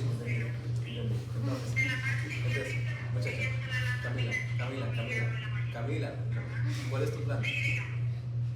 ¿Cuál es tu plan? Con ella sería egresarla y referirle entonces a una unidad de intervención y crisis, que la vea psiquiatría aquí mismo en emergencia.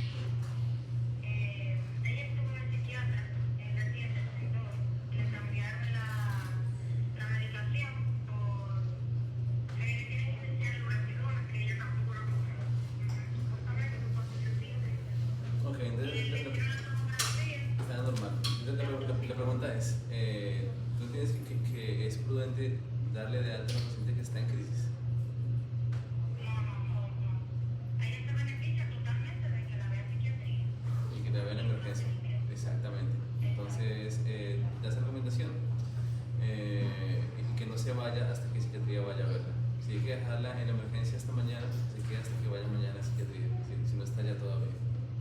¿Ves? Porque en verdad no es prudente, aunque no tenga nada orgánico, no es prudente para la salud de ella mandarla así. ¿Ok?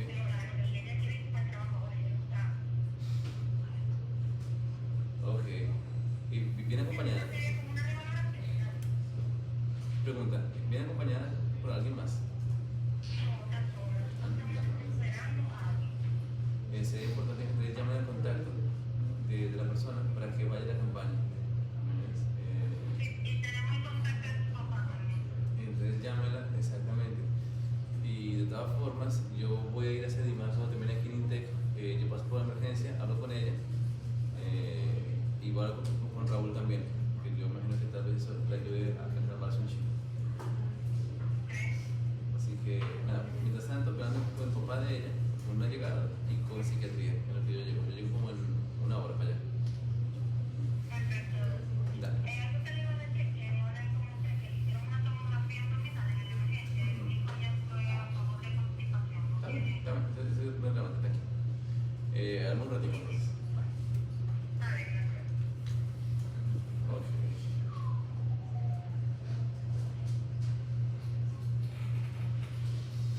Ok, entonces, ¿en qué me quedé? Estábamos hablando de Mal manejada la hipertensión. Ok, entonces, sí. En este caso lo que sigue es saber cuál es la dosis y si está en dosis máxima o no. Porque si está en dosis máxima y no está bien controlado, ¿qué debería hacer yo? No cambiarlo, agregarlo. ¿Ok? Es importante una cosa, si yo llegué a la dosis máxima y la presión continúa estando mal controlada, si yo subo la dosis, lo que he observado es que más que un control mayor de la presión arterial, es aparición de efectos adversos. ¿Ok? Entonces, se pongo fácil. La lodipina, dosis máxima de 10 miligramos al día. Y la fluoxetida, dosis máxima de 25. Entonces, ¿qué debería hacer yo? Subir la dosis. Es decir, exacto. Entonces, aumentar dosis de antihipertensivos. Facilísimo. Siguiente caso. Entonces, tengo ahora una mujer de 42 años tratada con la lodipina de 10 miligramos, que está en su dosis máxima, bisoprolol 10 miligramos, dosis máxima, y irbesartán 300 miligramos, dosis máxima. Y por 2 meses de cefalea, llega la presión 152/95, no tiene algo relevantes. Entonces, ¿qué debo preguntarme primero? Si está en crisis. ¿Está en crisis? No. No. Entonces, ¿qué tengo ahora? Una hipertensión mal controlada. Entonces, en ese caso, tengo 3 medicamentos, entonces máximo. Sahel, cuéntame. ¿Por qué está muy controlada? ¿Cómo está la presión? ¿Está normal? Bueno, está controlada porque está tomando sus medicamentos. Ajá. Pero no está Entonces, funcionando. continúa la pregunta. Sí está controlada con medicamentos, pero el cuerpo no funciona. Espérate, vamos a ver. La presión está dentro del margen normal. No. Entonces, ¿por qué dices que está controlada? No es que esté controlada, sino como que los medicamentos no le están funcionando. ¿Por qué no está controlada? Ok, ¿entendiste? Y yo le tengo que creer al paciente también, porque no todos los pacientes se ven sin medicamentos. Entonces, en el caso, una pregunta es si se está dirigiendo correctamente la medicación. Pero en este caso es importante. Yo tengo la presión elevada, pero también tengo síntomas. Y los síntomas no son de hoy, son 2 meses que tienen. Entonces, en el caso, yo voy a asumir que la presión está controlada. ¿Qué puede decir? ¿Hay algo más que yo pueda decir de este paciente? Puede ser que el dolor constante que se está rebotando la presión. Que posiblemente le modificaron la dosis varias veces porque la tiene ¿Qué más? Algo que es más relevante ahí. Bien. No. Le pusieron, ¿cómo se llama? Cris. Obviamente. Bien. Por el bisoprolol, porque usted dijo que no. Aquí yo tengo un diagnóstico más que ustedes me están escapando. Una hipertensión que es resistente a medicamentos, ¿Y cómo se define hipertensión resistente? que no responde a... Eran 3 medicamentos y que uno de los 3 son biológicos. Y que estén en dosis máximas. Entonces, Es verdad. ¿cuánto me consultó con el paciente? 3. ¿Hay alguno que sea diabético? ¿Cuál? ¿El irbesartán? No, eso no es un aradón. ¿No lo dije bien? Es un aradón, señor. Entonces, No tiene diurético. ustedes ya no tienen excusa para no saber cuál es diurético. Ustedes dieron ya hipertensión en fármaco. ¿Ok? No me importa que después vamos a ver más, ustedes ya dieron fármaco, loco. Y ustedes tienen que saberse, no todos los fármacos, pero sí los que ustedes van a utilizar como en generales, que son AINES, Ahí no es diurético. Perdón. AINES, antihipertensivos, esteroides y antibióticos. Entonces ustedes, la pregunta viene así, yo no voy a decir que tiene diurético o no. El diurético es justamente que ustedes no mencionaron, la reproducticida. No está ahí. No está ahí. Si no tiene, nomás tiene aradón, betabloqueadores y... Válido. Entonces en este caso, ¿tengo hipertensión resistente? No, porque no estoy medicando bien. ¿Entendieron? Ok, lo hago todo. Yo tengo en este caso una hipertensión no controlada. ¿Entendieron? Entonces, en este caso, opción 1, hacer un Doppler de T renales para descartar hipertensión renovascular. B, medir potasio para descartar hipoaldosteronismo. C, medir renina y aldosterona para descartar aldosteronismo. D, medir niveles de metanefrinas para descartar fibromuscitoma. E, aumentar los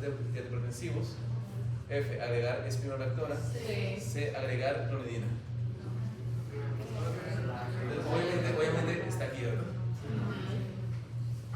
Es que ahora, ¿qué le pongo? Pero no le ponen a O sea, ¿cuál que es un diurético? ¿Cuál de los dos son diuréticos? Ok, demasiado. Gracias, María José. Señor de potasio. ¿Ok? Cuéntame. ¿Y por qué no clonidina? Porque es un antagonista alfa, Sí. pero no es un diurético, que es lo que están buscando. Ok, Kevin.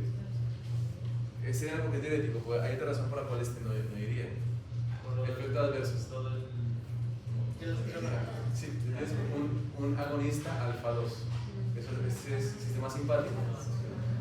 Entonces, si yo doy ese medicamento, el simpático va a verse bloqueado o aumentado. Aumentado.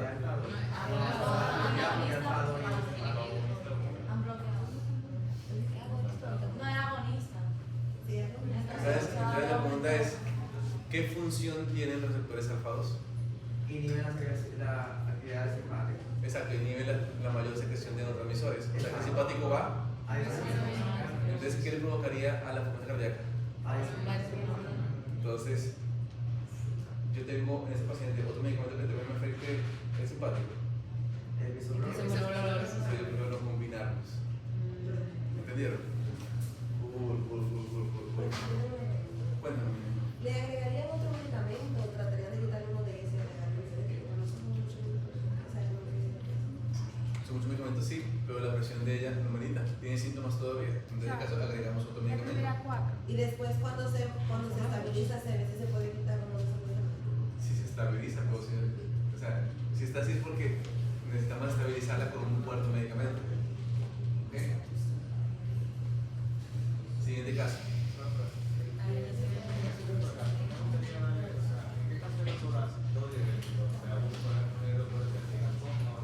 Puede hacerlo, vamos a guardar el punto ahí. ¿Okay?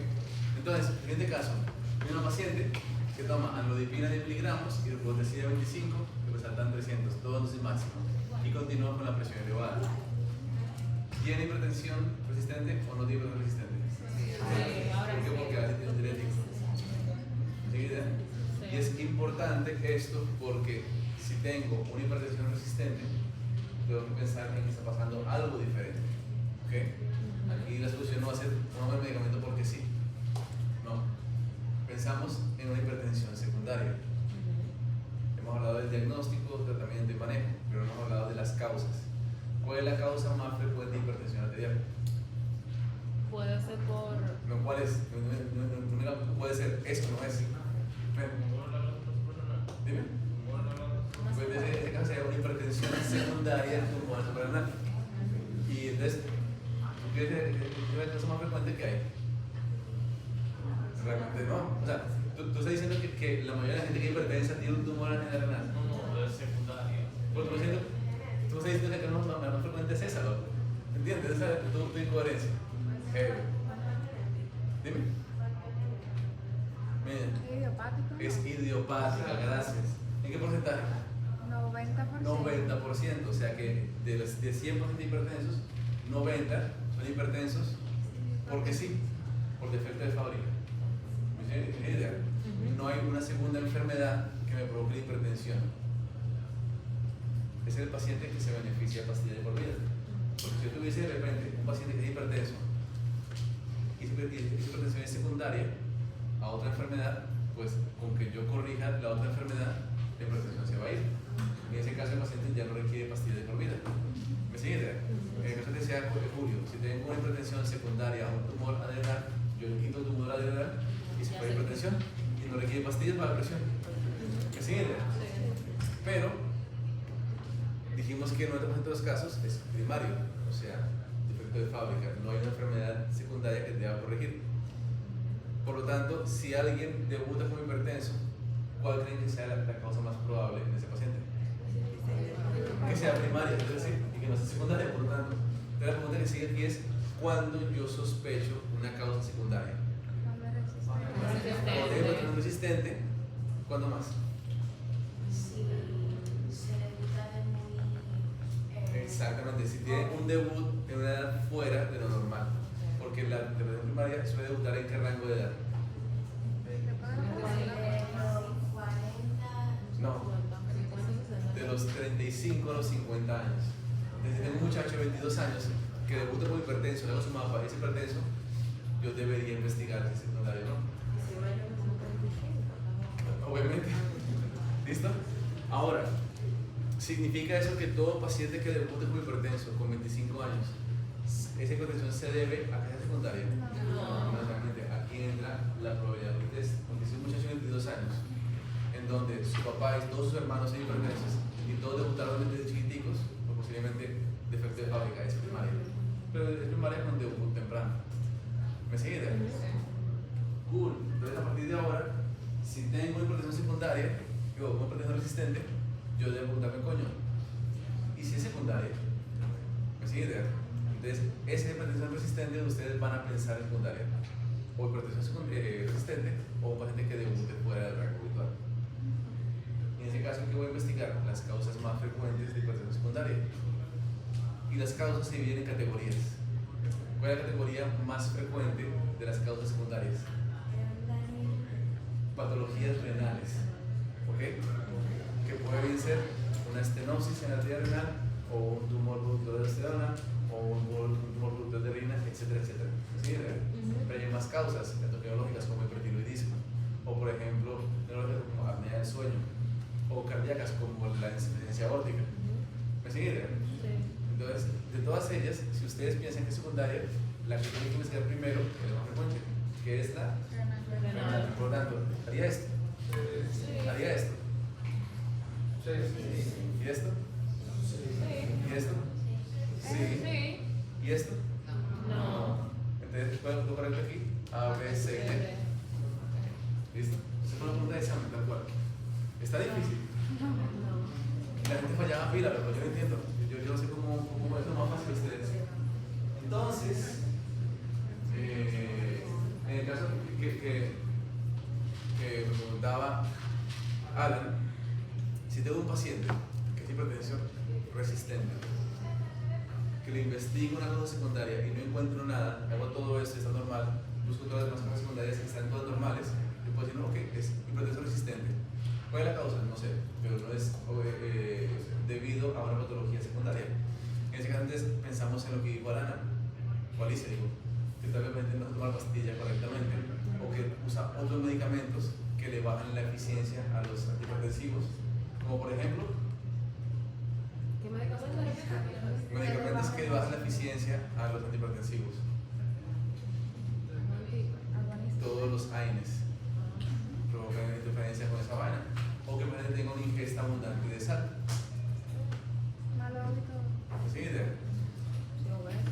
Ahora bien, si el pana se toma pastillas como es, si no consume sal, si no toma AINES, en ese caso entonces es una hipertensión resistente, por una causa que no entendemos, por lo tanto tenemos que escalar la terapia.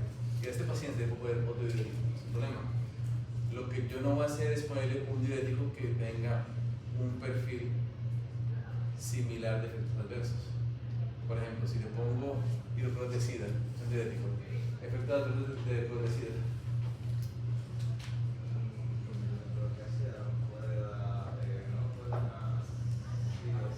No.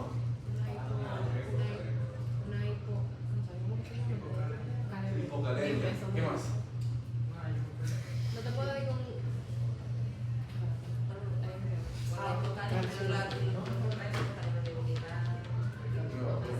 ¿Qué más?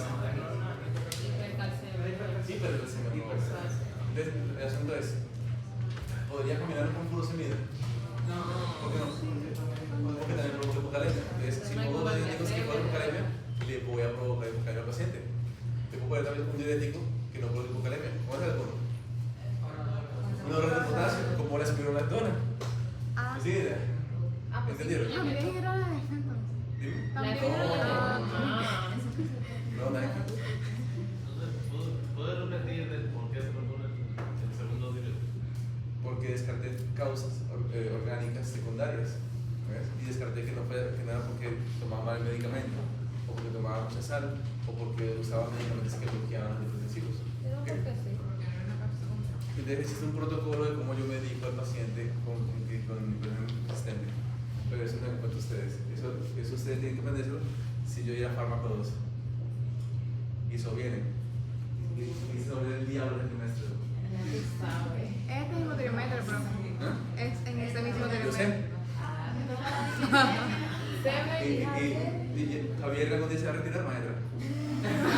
Bueno. Y si yo esperé 15 años a que fuera Montero, yo puedo esperar a que se vaya a Javier. No pasa nada. No, pero o sea, yo pensaba que usted dijo ahora en el trimestre que viene. Por eso yo le pregunto qué pasa con eso. Usted va a hacer un monopolio de los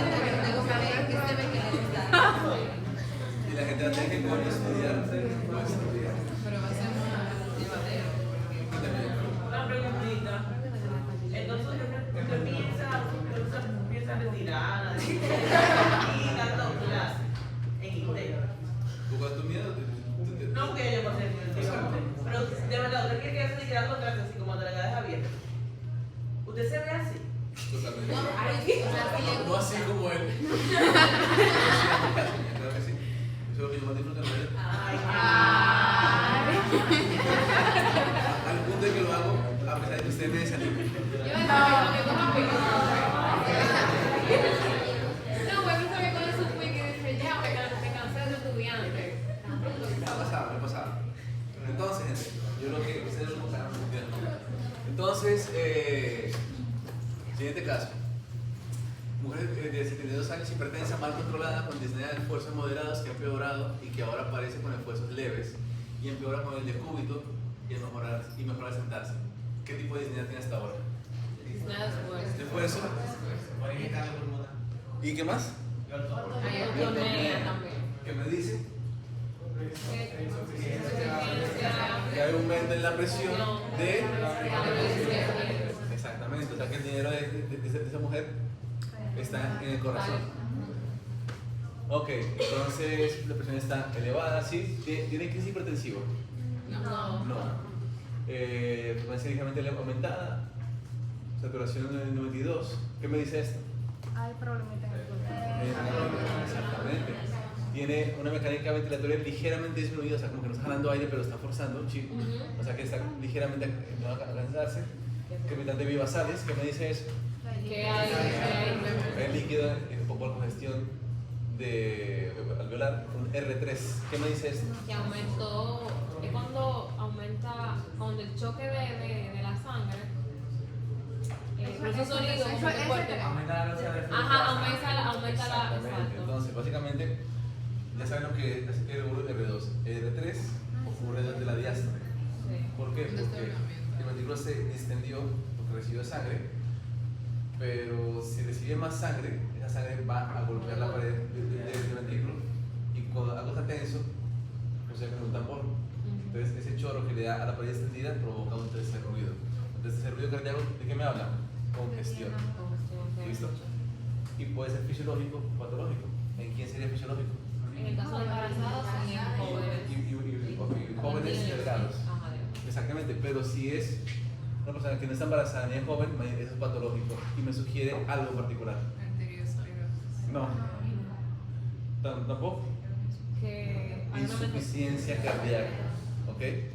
Este es de todos los hallazgos el que tiene mayor especificidad de falla cardíaca. Cuéntame. ¿Por qué en jóvenes delgados? No sé el por qué, posiblemente sea porque tenemos menos impedancia, de modo que ese jet de sangre que golpea la pared, una persona que tiene poca impedancia, se puede escuchar todavía.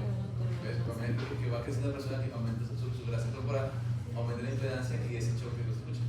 Okay. Y tiene edema con fobia en las piernas y reflujo yugular. ¿Qué tiene entonces? Exacto, tenemos falla cardíaca y falla izquierda. Falla cardíaca derecha y izquierda. ¿Okay? Entonces ustedes van a ver cómo se hace el diagnóstico de falla cardíaca porque es, junto con hipertensión, infarto miocardio y demás, la otra gran enfermedad que ustedes tienen que saber diagnosticar. ¿Okay? Entonces, obviamente, la cosa es esta. ¿Qué me llama la atención de los laboratorios? Me llama la atención algo que se llama ProBNP o BNP. ¿Alguien sabe qué es esa vaina? Miren. Eso no es lo que utiliza, o sea, un factor secretado en la aurícula derecha para disminuir aumentar la presión. No exactamente, pero se llamaba antes péptido natriurético auricular. Y es un péptido que produce natriuresis y se produce en la aurícula. ¿Qué es natriuresis? Miren. El sodio, o sea, natriuresis es el sodio secretado en la orina. Exactamente, diuresis, pipí, natriuresis, sodio pipí. Entonces, se produce, como decía Carla, en la aurícula derecha cuando la aurícula está sobredistendida. Una sobredistensión de la aurícula derecha que me dice, tengo mucho volumen llegando. Entonces, la aurícula derecha sobredistendida me dice, tengo hipervolemia. Por lo tanto, si tengo hipervolemia, me gustaría orinar más o orinar menos. Más. Eliminar más sodio o menos sodio. Entonces, ese muchacho bloquea el eje renina-angiotensina-aldosterona. Entonces, como tengo, se llamaba antes péptido natriurético auricular, ahora se llama péptido natriurético cerebral o ProBNP. Por lo tanto, si el ProBNP está elevado en sangre, ¿qué me dice eso? Tengo sobredistensión de la aurícula derecha porque tengo sobrecarga de volumen. Y si tengo una falla cardíaca, el sistema del corazón no puede bombear todo lo que recibe, obviamente va a tener distensión de la aurícula derecha. Entonces, hoy por hoy el diagnóstico de falla cardíaca es por clínica y un ProBNP elevado. ¿Ok? Entonces, vamos a ver aquí por hoy. El viernes vamos a terminar la parte de cardio.